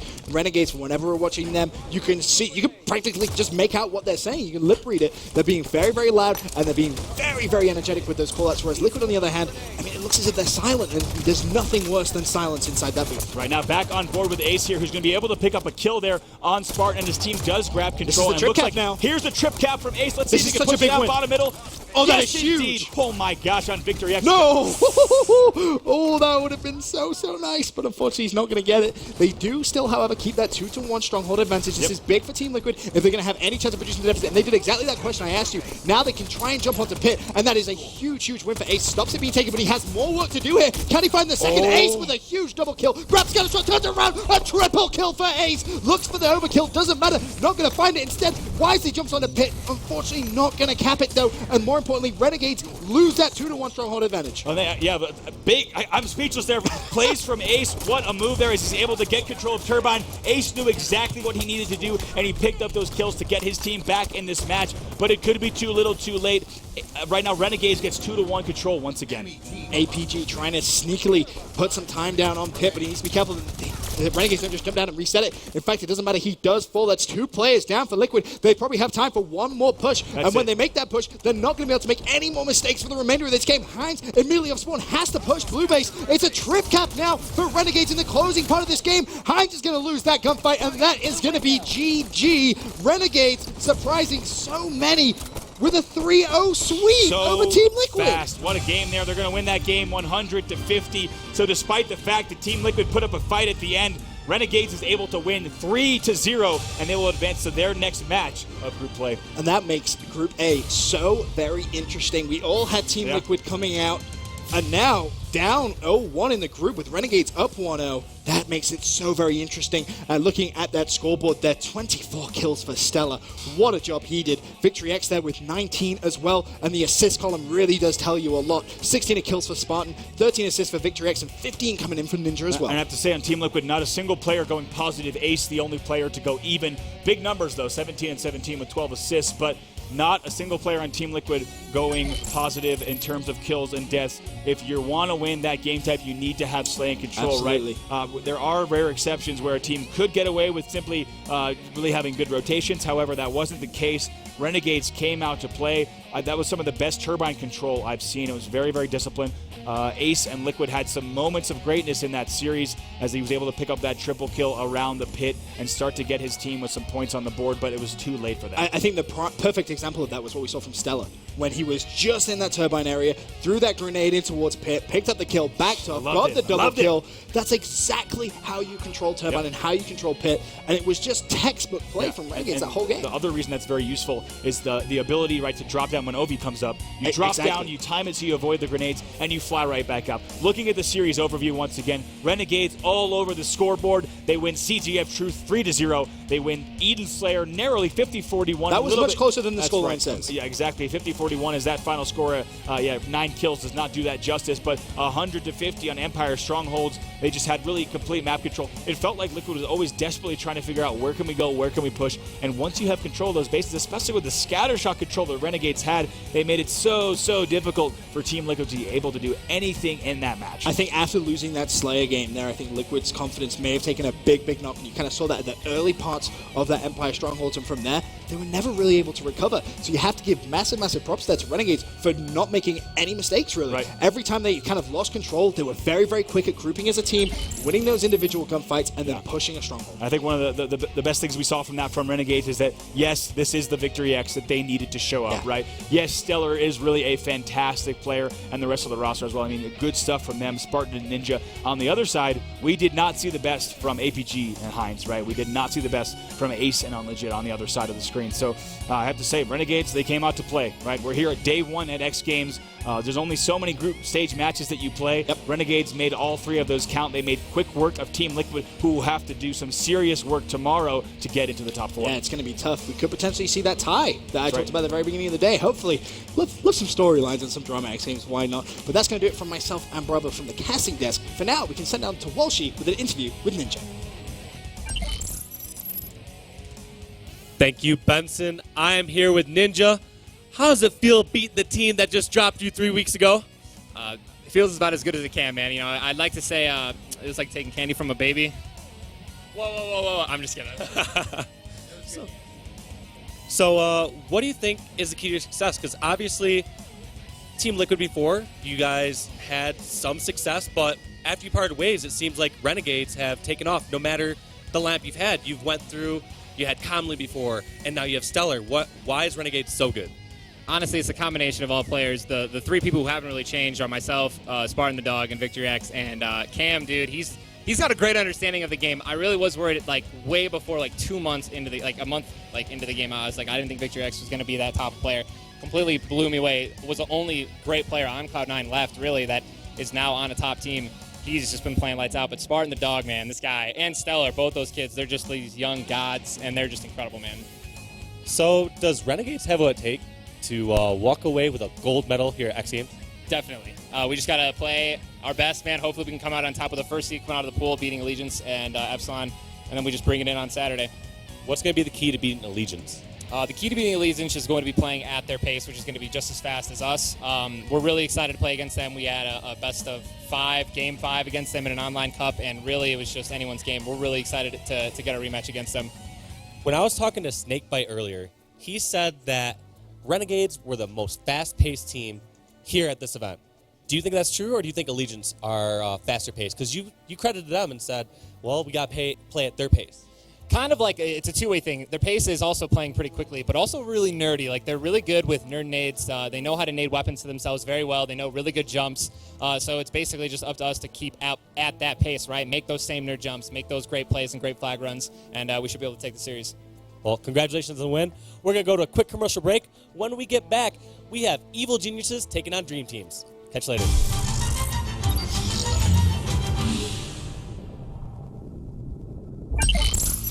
By the end of the 5th North American Online Qualifier, 15 teams would clinch their spot at the regional finals. Multiple rosters would undergo team changes, sparked by Lethal leaving EG and replacing Ogre 2 on Counter Logic Gaming. Without asking for a better storyline, EG and CLG would clash in the semi-finals. CLG would jump out to a quick 2-0 lead in the series after convincing wins on Plaza Strongholds and Eden Slayer. Refusing to go down quietly to the man who betrayed them, EG would take Coliseum CTF and Altitude Breakout to force a Game 5 between the two rivals. With the possibility of being reverse swept, CLG would knuckle down on the Rig Slayer, proving for now that Lethal made the right choice. One kill away from victory in the semi-final and confirming that second seed, and Royal 2 turns the corner with the BR. He is going to connect with the kill, and the win goes to CLG. Congratulations to them. On the other half of the bracket, reigning champions Allegiance met up with Team Liquid. After finally making it back to the semi-finals for the first time since qualifier number 3, Allegiance would crush any hope of them making it any further, and took the series 3-0, marking it 4 straight grand final appearances for the number 1 seed. Allegiance flag, he is doing such a good job aggressively. Meanwhile, that flag is being pulled, and that will be the win. Fantastic plays from Allegiance to turn that around in the closing minutes. In a rematch of the finals from qualifier number 3, CLG tried to replicate their performance against a much stronger, much more composed Team Allegiance. The two juggernauts would trade the first 2 maps, leaving the series knotted up at 1-1 going into Eden Strongholds. CLG seemed to have things all wrapped up after a 100-79 win in Game 3. However, Naded and company would take Game 4 Gamble Breakout 5-2, setting up a Coliseum Slayer to decide it all. CLG would ultimately take out Allegiance 50-39, winning their second qualifier out of 5 and their first with New Edition Lethal. This new squad looks extremely deadly, showing dominance and resilience. With 15 spots decided, teams on the outside looking in have 1 shot left at making it to the North American Regional Finals. Be sure to catch the Last Chance qualifier on February 6th, as one team will cash in on their last chance.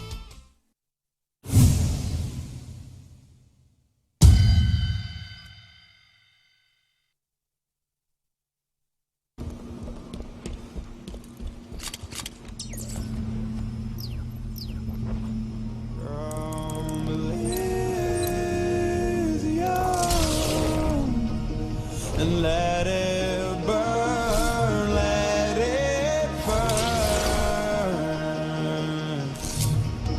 You've gotta know that nothing lasts forever.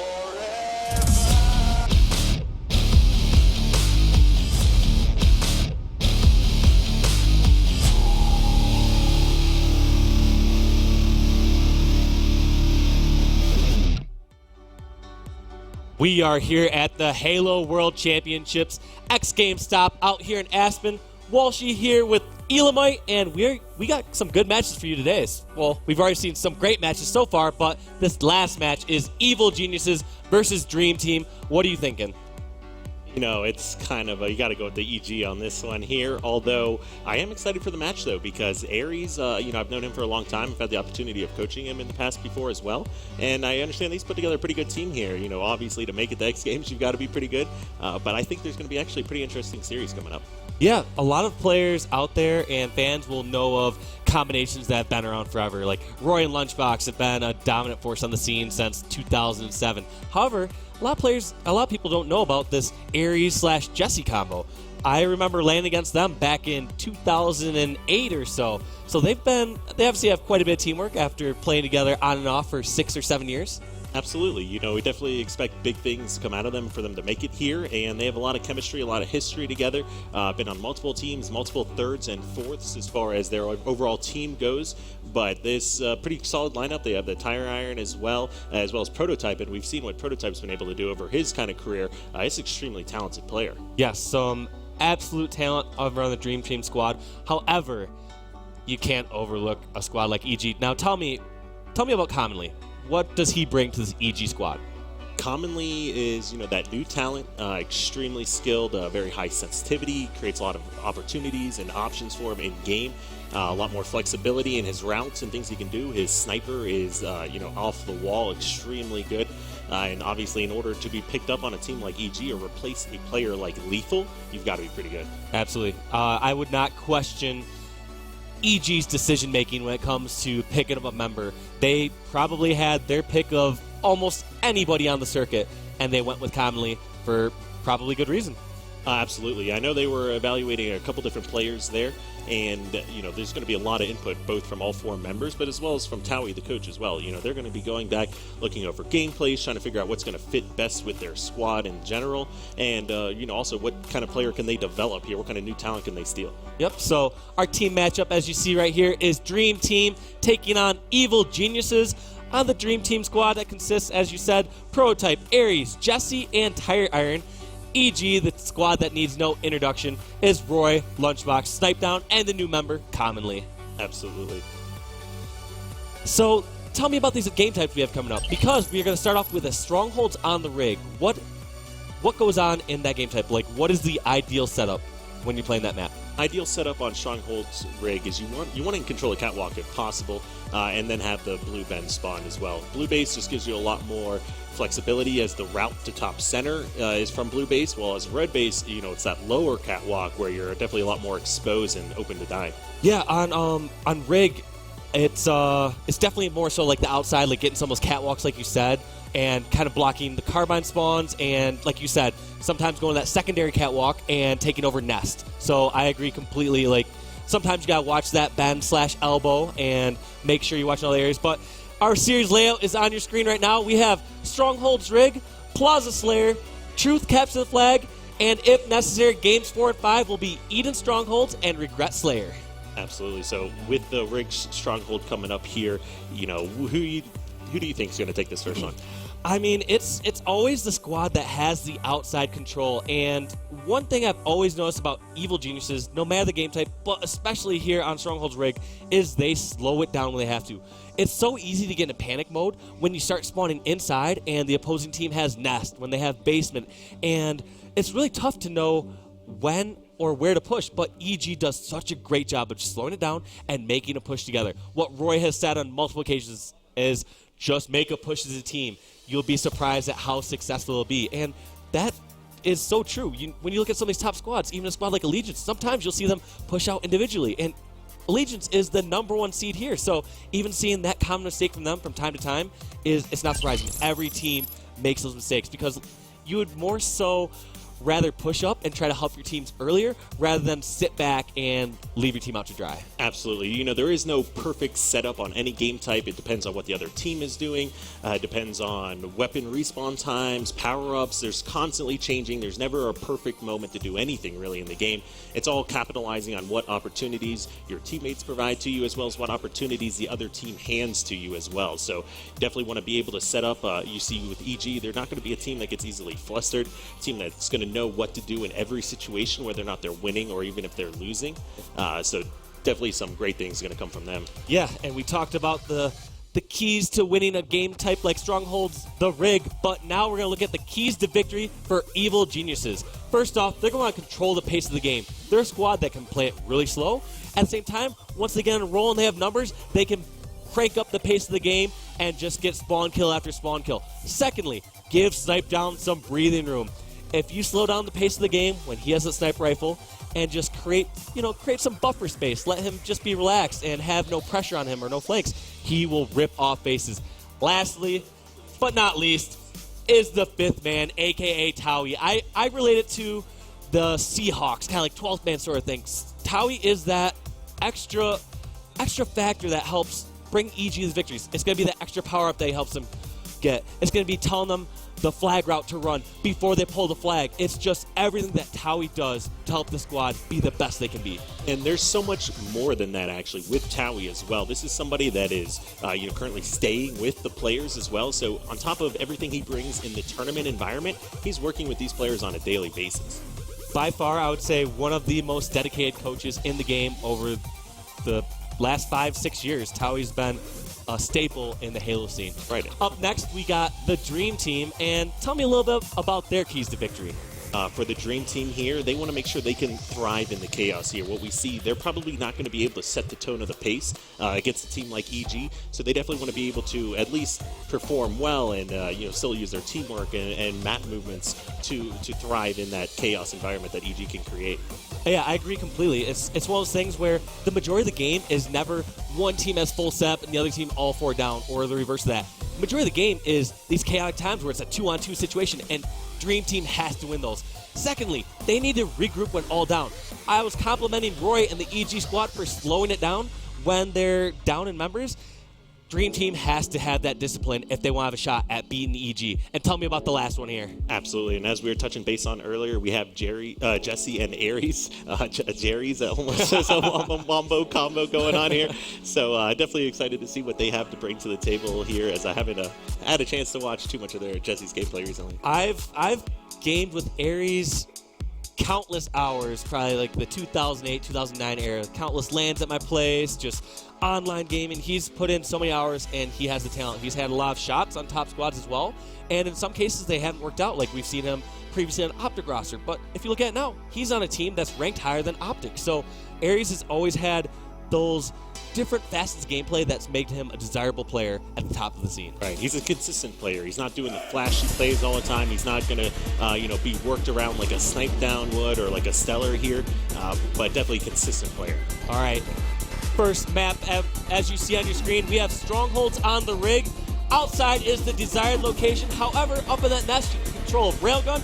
We're going to kick it off with Snipe Down from Evil Geniuses. Right, I'm really excited to see EG starting strat here. You have the really experienced team going up against the newer and up-and-coming team, so you definitely expect the EG squad to have that better opening strat. Now, Snipe Down's doing a great job, not only capturing basement, but also denying camo from the Dream Team squad. I can't see if any member actually got away with it. It looks like camo was most likely burnt, so we'll try to pay attention to that as it spawns 2 minutes after it was last picked up, which was about the 11:45 mark. Absolutely, and then just take a look at Snipedown's rotations on the map here. He was controlling hill, watching camo, nading on the sniper spawn, as well as running and grabbing these splinter nades before ultimately rotating over to Carbide side. Just a mark of a very talented player, somebody that is using every spot on the map, helping his teammates constantly, and making sure you use weapons and nades. Just doing it all, and as you see, it's almost like he hasn't moved too far away from basement. He realized how crucial this location is. And I also like this part too. Like, you notice how Snipedown was back down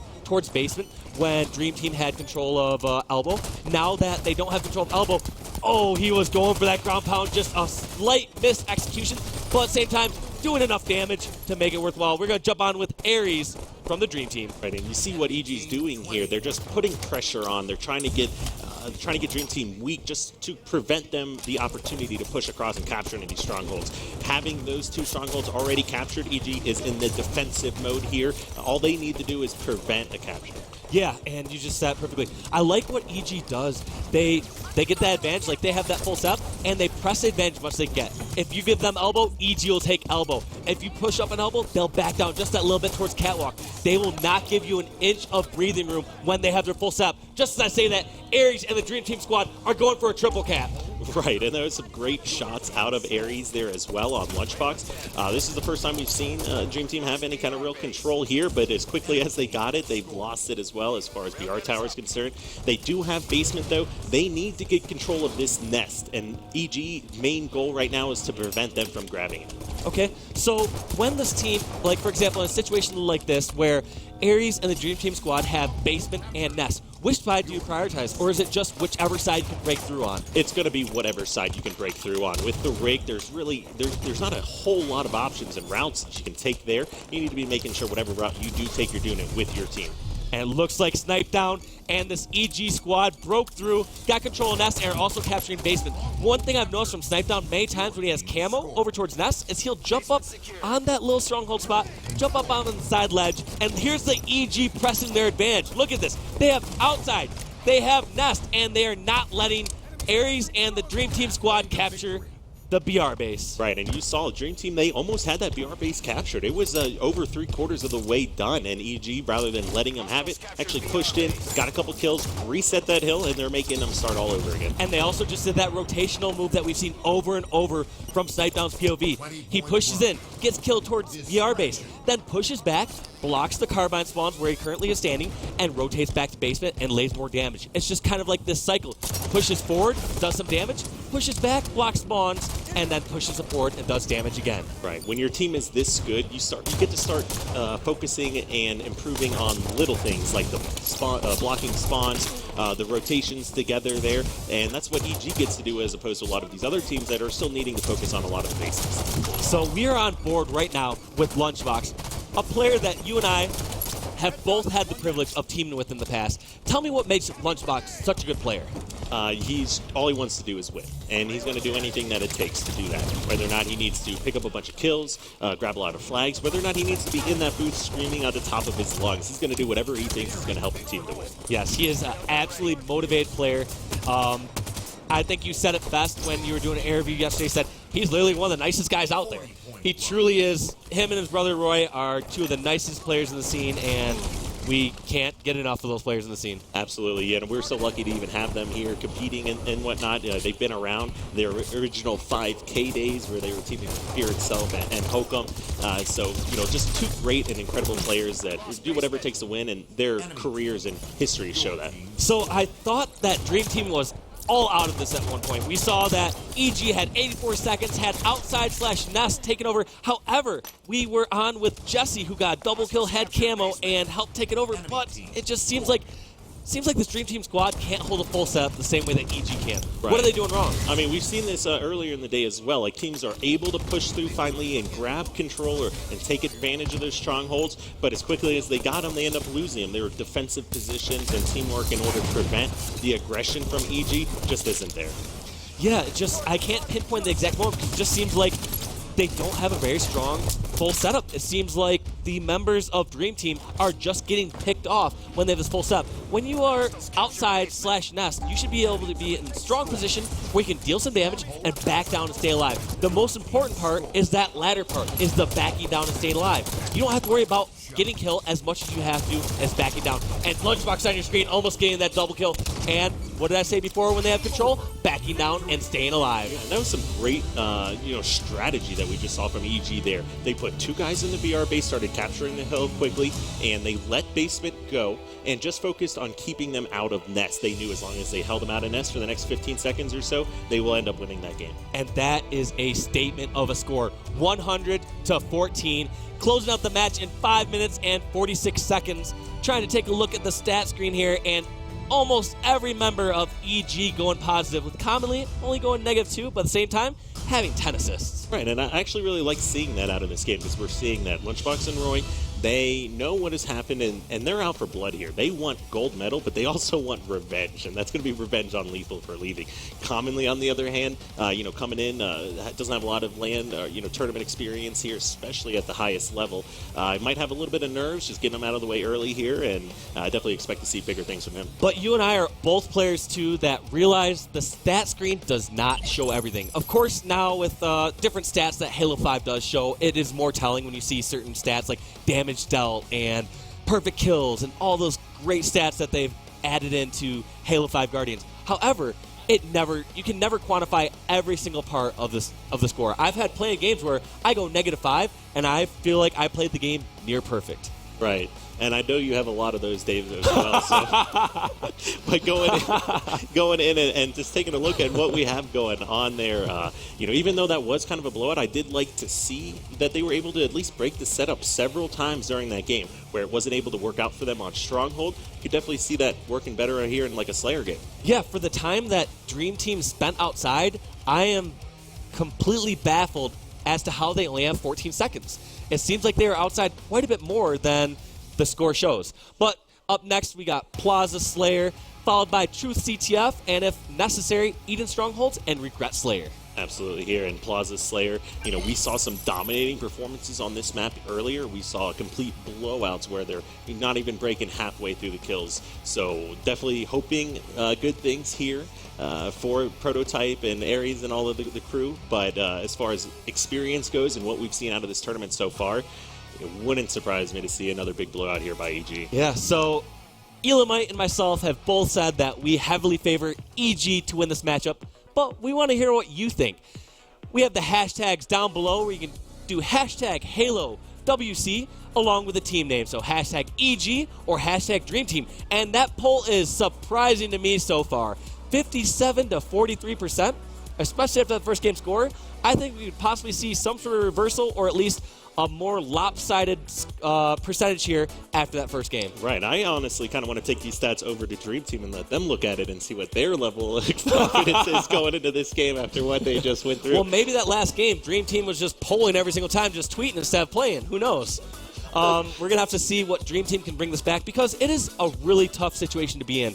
You're going against EG, one of the best teams that we've seen in the most recent years, and there we see the polls just starting to lopside there. Evil Geniuses, 72% favored. But I wanted to ask you, if you're in Dream Team's shoes, you're Aries or Jesse, what do you say to your team right now?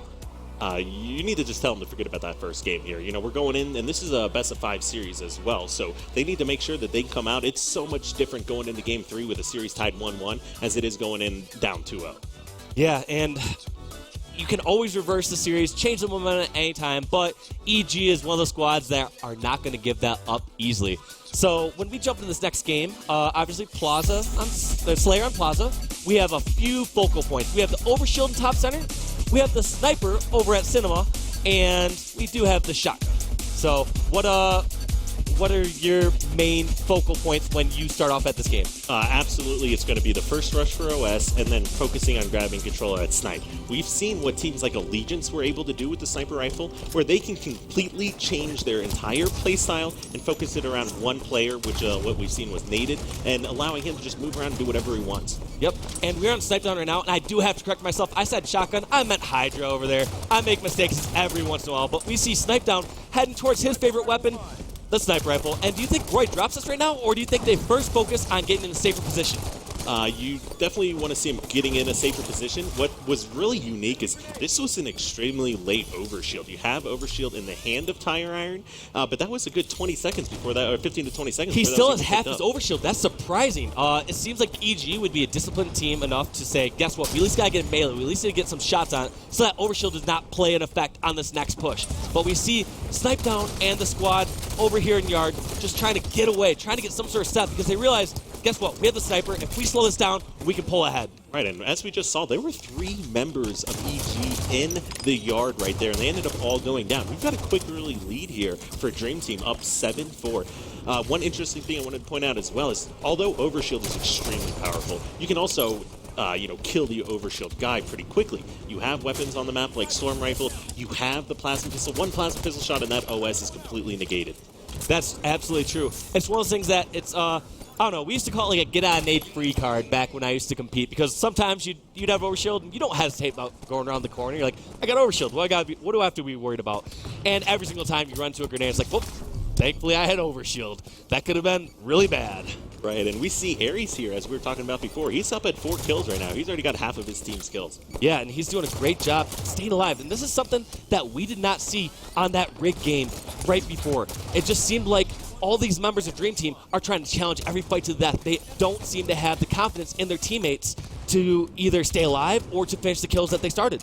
Right, and it definitely looks like we're seeing a completely different Dream Team than we did see last game in that Strongholds. Whether or not it was just EG being so good at that game type that they were able to capitalize on it, or if it's just them coming out, Dream Team coming out and forgetting about that last game and saying, these guys die in 5 shots just like we do. One thing that's terrifying right now is that EG just got 2 kills. They have control top center, and Overshield has to be coming up any moment right now. They are primed not only to get this Overshield, but to grab the sniper rifle that spawns in 30 seconds from now. Right, that was a real bad timing here for Dream Team and for those members to go down. Although, how did Aries slip away with that? I don't know where he jumped from. I think he came from bomb center somewhere, somehow snuck, grabbed the Overshield, and is now in a commanding position to help get control of the sniper rifle. Right, I was looking around at some of EG's screens here to see what they were doing and why that Overshield hadn't been grabbed yet. There were players on posters and on the stairs literally 10 to 15 feet away from that Overshield. This is a completely different EG and a completely different Dream Team right now.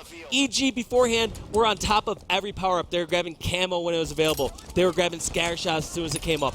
Now, we saw EG having complete control of top center, and no one was near Overshield. Aries was able to slip it and grab it. And not only that, is Tire Iron has the sniper rifle. Right, and there was just a great shot from him, a quick scope headshot out of him, bringing that score closer.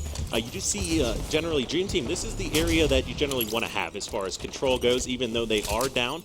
You're going to get a lot more opportunities being on this half of the map as opposed to Yard and the other side. Yeah, now, when you have sniper rifle on this map, where do you like to be? Do you think that was a bad play by pushing out that far for Tire Iron? Yeah, I mean, he definitely pushed out too far there. You don't want to lose that sniper rifle. If anything, you would want to see more of his teammates coming over to help him work on a rotation or get out of trouble there. But unfortunately, it did not work out, and he ended up losing that. Yeah, it just seemed like a situation, like anytime I have sniper rifle, I think the best spot is either Cafe, where you see snipe down out currently, or the sniper spawn itself, because you can just shut down so many angles cross map. And it seems like a position like bomb center should be a spot that you leave to your teammates. They need to worry about finishing kills down there. Right, but what we are seeing here is they're closing this gap back down. They're only down by 3 kills right now, and like we discussed, they have the side of the map that you generally want to have in this map. Now, most importantly, this time, Dream Team has control of top center. We've seen them get control of Overshield without having control of top center, so I most likely expect to see a Dream Team Overshield coming up here in a second. And you saw some players just jumping for that. Now, I can't tell if that was actually burned here. Yeah, and sometimes it's really tough. I believe, seeing how no members of EG are focused on top center anymore, it was burned. And by burn, we mean a player grabs the overshield and is killed instantly before it actually takes effect. So in essence, you're taking the overshield and just saying, nope, if I can't have it, no one can. Right, and sometimes that's the best play that you can do with your team. That was probably what Ares was trying to do when he got that last overshield, but he just didn't die with it and was able to use it. What we saw out of EG here is Roy, I think it was Roy, jumped over, went directly for that overshield, so it was taken out. And look at Evil Geniuses executing 2 of their strategies.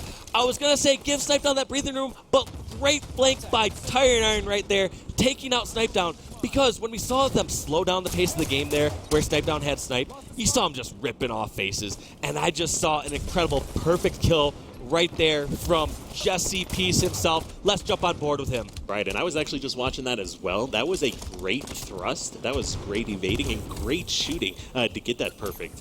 You'll see, like, lots of players, not every player has the same kind of thrusting ability. Whether or not you want to thrust forward, backwards, or to the side, that's a decision you need to make in the fight. And a lot of players, they just don't choose the right one. One thing I noticed about Jesse Peace when I used to land against him back in 2008, 2009 is he had great vertical movement. By that, I mean he would take advantage of players who are going up lifts or on the downfall and know exactly how to manipulate that by, jumping as the person's falling or the reverse of that. We saw Jesse being taken down. We're going to jump on with commonly the newest member of EG and see what he can do with this sniper rifle. All right, now he does only have one headshot or one shot left in the sniper. Dave, what do you think it's going to be? Well, I think you already said what it's going to be. It's going to be a headshot. We're just going to have to see who it's going to be on. All right. And we do see a quick no-scope. I do like the attempt. It looked pretty good, but we actually have another sniper here in the hands of Roy as well. Yeah, just EG controlling the pace of the game. When they have members of Dream Team weak, they push in, get those finishes, as we saw 3 members in the kill feed go down just a second ago. And not only that, we have Snipe Down with Overshield pushing on up. We're going to see what he's going to do in this situation to see if he can draw players out for Roy to pick off. Right, and just to highlight one more time on the areas of the map you want to control, we saw EG when they had Yard and generally considered the side you don't want to have, they were able to still maintain a lead. Now that they've gotten control of Sniper, they've actually been able to build a huge lead coming up here. Yeah, the most surprising part to me, like you said, is they were kind of down. It just seemed like Dream Team definitely were getting the better of EG early on, but somehow that wasn't reflected on the scoreboard. It just seems like if I had to pinpoint one major mistake that Dream Team are doing, is they aren't staying alive. Now, that sounds pretty obvious. However, when Elamite and myself say something like stay alive, it means make the opponent have to work as hard as possible for the kill. There's going to be plenty of times where death is inevitable and you can't avoid it. However, you can make that player have to waste a grenade, have to run around the corner and spend 2 or 3 other seconds trying to kill you, and that's valuable time that you buy for your team to help you out. Right. There is a damage dealt stat in this game, but what there is not is a damage received stat. So if you're constantly behind your teammates or considered baiting them, you're generally not going to be getting shot as much. You'll have a lot of kills, and you'll have great-looking stats. One of my favorite medals in Halo 5 is the distraction medal. That's one of the situations where you're taking damage from an opponent and you end up not dying, and that person who was shooting you ends up being killed. And it's one of those things that's like, wow, you were distracting that person completely, and Halo 5 now rewards you for that. I'm very happy. I wish we had some of those back in the day, because I know in Halo 2 it was like, come on, Oak 2, finish him off, kill him, Tom or Dan, and I would get no credit for that. No assist, nothing, just to death. Right, and as we just saw from Tire Iron here, just want to point out real quick, he just had a great play, a great heads-up play. He was in a one-on-one fight with Roy at Light Rifle, ends up shooting the explosive barrel there and getting the kill that way. Yeah, and I believe we just saw another burned OS from, it was Prototype or Jesse, and it just seems like this Dream Team squad is on top of these overshields this game. Even when EG has control of the center of the map, somehow Dream Team's able to sneak in, get a burn on the OS, or sometimes even run away with it, like we saw Ares earlier in the match. Right, and Ares is top center right now, but is unfortunately taken out as well. We do have EG sitting at 49 kills. A map like Plaza, although it's always possible for a comeback, generally not one you see. Yeah, there's a lot of things that are technically possible, but I cannot see EG not close this out, and we see commonly finishing off that last kill with SMG. Right, so 50-41 in the favor of Evil Geniuses. And, after watching that, I'm still confused right now on, like, the game was close, was it not close, or did they slow it down a little bit? It's almost hard to tell with that pace, because I did see a lot of things I liked out of Dream Team. It was a very unorthodox game of Plaza Slayer, because let's actually take a look at the stats before we go too far into it. Commonly, the player in EG who had the least amount of kills last game, now leading the squad with 15 kills and 10 deaths. Right, and that's great play out of him. You have Commonly and the Lunchbox both +5, and you see Snipe Down and Roy, being just about even there, but they do carry a little bit more assists than their teammates here. But yeah, I just want to recap that last game.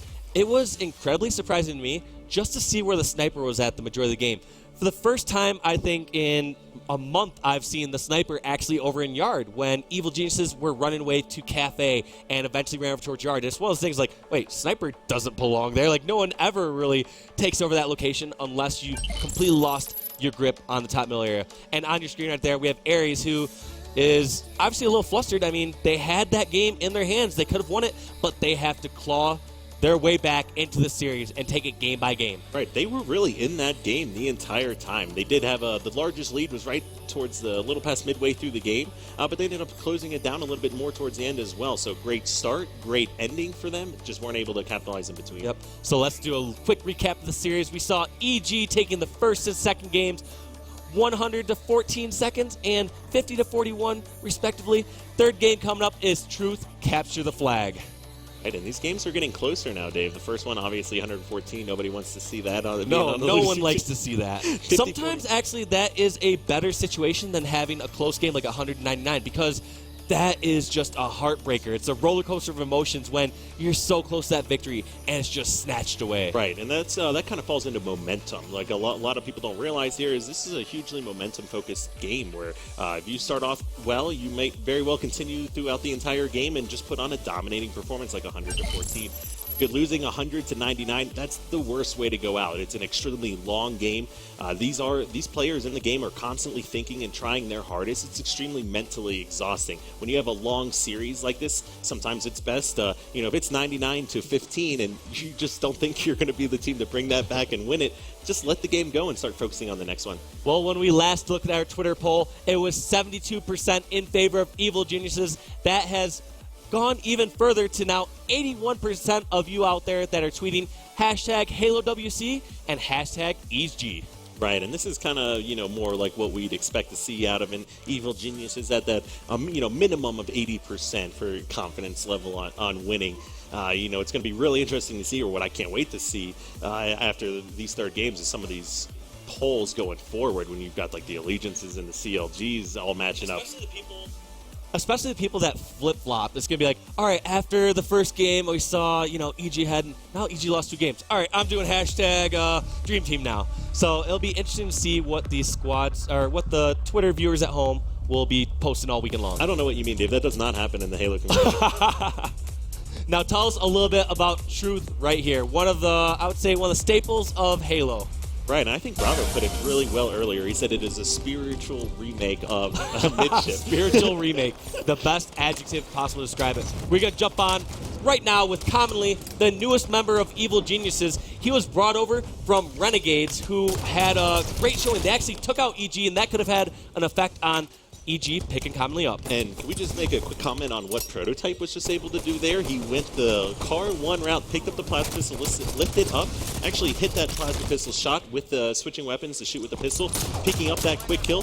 That's actually a pretty hard shot to hit when you're lifting up that car ledge. I would definitely want to be the guy car 2 as opposed to the guy lifting in that scenario. Yeah, so that's one of the things that showcases Prototype's skill and how great of a shot he has when he's able to win situations like that at arguable disadvantage. Right, and you see commonly was just looking at another plasma pistol shot there. Prototype still had that from the start of the game, almost a full minute hanging onto that plasma pistol. Yeah, so let's take a look over at Prototype and see what he can do to help his Dream Team squad get back in the series, because if it's going at the pace it's at right now, we could see an EG 3-0. Right, we definitely could, although you definitely see a lot in the Halo scene as well. 3-0 comebacks after being down 2-0. So that's the reverse sweeps. sweeps. The reverse sweeps, and being on the receiving end of that, it's definitely you don't like to see it happen, do you? But amazing shots by Prototype. Another one of my favorite medals in Halo, the perfect kill, meaning Prototype hit 4 perfect shots, did not miss a single bullet, and took out Roy. Right, and that is, I'll agree with you on that. That is my favorite medal as well. It's the times you realize whether or not you're playing online or in a live event scenario like this, you know you're doing everything you possibly can, and you shot that gun to the best of your ability, or anybody's ability anyway. Absolutely. Now, I see both these squads, they seem to have different strategies. It seems like Dream Team has members over at Pink side and seem to be focusing on that heavily. Whereas it seems like EG's kind of split. It seems like they're going for Pink and Carbine. On this map / game type, do you feel like you have to focus on just one side? You know what? I feel like both sides actually work, and you'll see, like we're seeing right now, teams just have their own individual preferences there. I like the Pink side control opposed to Car, but and you're seeing it right now. One of the advantages to holding Pink side as Tire Iron grabs the camo at 9:45, which means the camo's going to spawn 2 minutes later at 7:45. Right, and that's exactly why you definitely want to be hanging on to Peak there for a good amount of the game, and then it's grabbing these camos. We saw how short some of these games can be. There are times we'll see only 1 or 2 camos in the entire game. Do you feel like he's making great use of this camo so far? I guess when I think of camo, I think of it as a much more offensive power-up, that he should be in the opposing base rather than clearing out his own base, right? Yeah, I mean, generally speaking, you'll definitely want to get behind the opposing team as fast as possible. I mean, that's what camo gives you the ability to do, is just run by people. Hopefully they don't catch a glimpse of you there. Tire Iron, I definitely am going to give him the benefit of the doubt here, see what he has in mind and in store with his team and what they've kind of set up here. But that camo is, he really didn't get much done with it. Yeah, the most surprising part to me is I don't think I saw him cross the 50-yard line, like maybe for that split second when he killed Roy over towards Bubble, but by no means was he a threat at all to the Evil Genius's flag.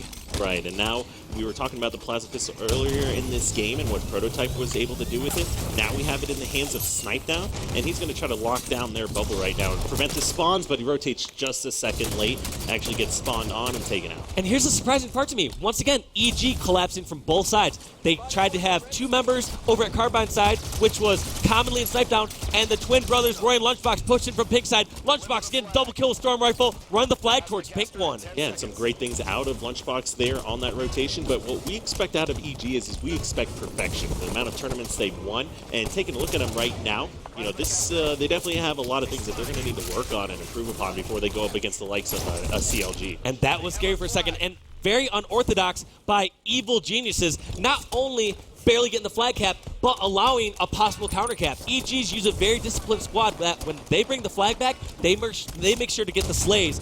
But because of their carelessness, it looks like Prototype and the Dream Team squad might be able to cap in. No! Flag pulled by Lunchbox from Evil Geniuses. Right, and that was a great play by Lunchbox. Did you see how fast he just ran in, slid, grabbed that flag, and dropped below the base? Like, fantastic play by him. Absolutely, doing everything he needs. Sniped down, trying to keep that flag alive. Looks like Commonly is the only player that has a chance at stopping this, but I think this flag is definitely gone. Right, and especially from in this scenario, in this kind of matchup, when you have a Dream Team versus an EG, or you have the Titan House of the EG going up against a newer team, counter caps are not what you want to see. I want to point out again, looks like EG is trying their double prong attack. They have Commonly blocking the Carbine spawns. They had 2 members pushing from Pink side, and they are wisely running the flag towards Carbine because Commonly is blocking those bubble spawns. And some amazing plays out of Commonly here. He stuck someone that lifted up the lift, had a bunch of damage, and another plasma nade down on the pink one guy who I believe cleaned up himself as well, and then picked up a triple kill with some great pistol shots on the guy on flag. And that's Roy putting in the second flag for Evil Geniuses, commonly on your screen, going on with a killing spree. But I have to think, if Commonly didn't get that triple kill and get so clutch with the shots, would EG have even gotten that capture? I don't think they would have. We see Commonly knows this game extremely well, where he was able to be below the base. Of course, he does have radar. He's taking a look at a few things there, but he had perfect nades, knew exactly what he needed to do in order to capitalize. Now we're watching Snipe Down start pushing in the side of the base. This is a 2-1 lead, but we still got 6 minutes left. All right, the thing we talked about earlier was Dream Team not staying alive enough. And you notice how Ares jumped out and challenged that position where he was trying to kill Roy and Snipe Down had the backup there. Those are the situations that Elamite and myself are highlighting and talking about where Dream Team needs to be staying alive. Right, absolutely here. Now they really, really need to get EG out of their base. They have no control right now. The last thing you want to see when you're playing True Flag is knowing a guy's hiding below your base. Now we have Camo in the hands of Snipe Down. Let's see how differently he uses this compared to Tyran. I expect Snipe Down to be extremely aggressive, and what a great jump by Snipe Down. Abusing the mechanics of the thruster pack, jumping off pink one, using that angle, and getting all the way towards top center. Right, and you can see, how this game is starting to evolve from when it first launched and how this tournament's going to play out as opposed to some of the earlier online qualifiers. And look at the difference in Snipe Down and the EG strategy when they have a power weapon. There is a member of Dream Team over at Snipe Down's base, but he's more concerned about getting this flagpole. Does some great damage, cleaned up by Roy, and looks like Roy's going to take the flag wisely. That is a great, I guess you want to say like rotation or fill-in kind of position, because Roy realized Snipe Down has camo, and guess what? He's going to do work with it, getting a almost triple kill and going to help escort Roy for the third and final flag cap. Right, if Roy had not rotated and helped him out there's a good chance Snipe Down would not have picked up those 3 kills right at the end, and if this game might still be going on, we could be looking at an overtime later, but what we do see is great plays, great instincts out of the twins, and you see Roy picking up, knowing what Snipe Down is capable of, and knowing, hey, you've got this, I'll take the flag, you do your thing, and we'll win this game. And no surprise when we look at the scores, the stat screen here, Snipe Down for Evil Geniuses, the most amount of kills, 17 kills, 12 deaths. However, Jesse likewise needs to be highlighted. 19 kills that game. It was very tough to tell. We obviously did not give him enough screen time for how many kills he was getting. Right, absolutely here. And you see kind of like that Jesse-Ares combo going on right now. You've got Ares with 12 assists and Jesse with the 19 kills there. And that was the most kills in the game. He outslayed EG there, although you did have 11 assists as well out of the 16 kills coming out from EG. Yeah, just EG playing very well, making few mistakes. However, some of the few mistakes that we did see were greatly capitalized by Dream Team, such as their counter cap. The series you see right here is over. EG winning 3-0. You can see the scores on your screen, 100-14, 50-41, and that last game, Truth CTF, 3-1 victory for Evil Geniuses. Right. We do need to point out right now, though, that Dream Team isn't a team you can overlook. Like, these are talented players. We saw some great things out of Tire Iron, out of Ares, as well as out of Jesse, especially out of that last game.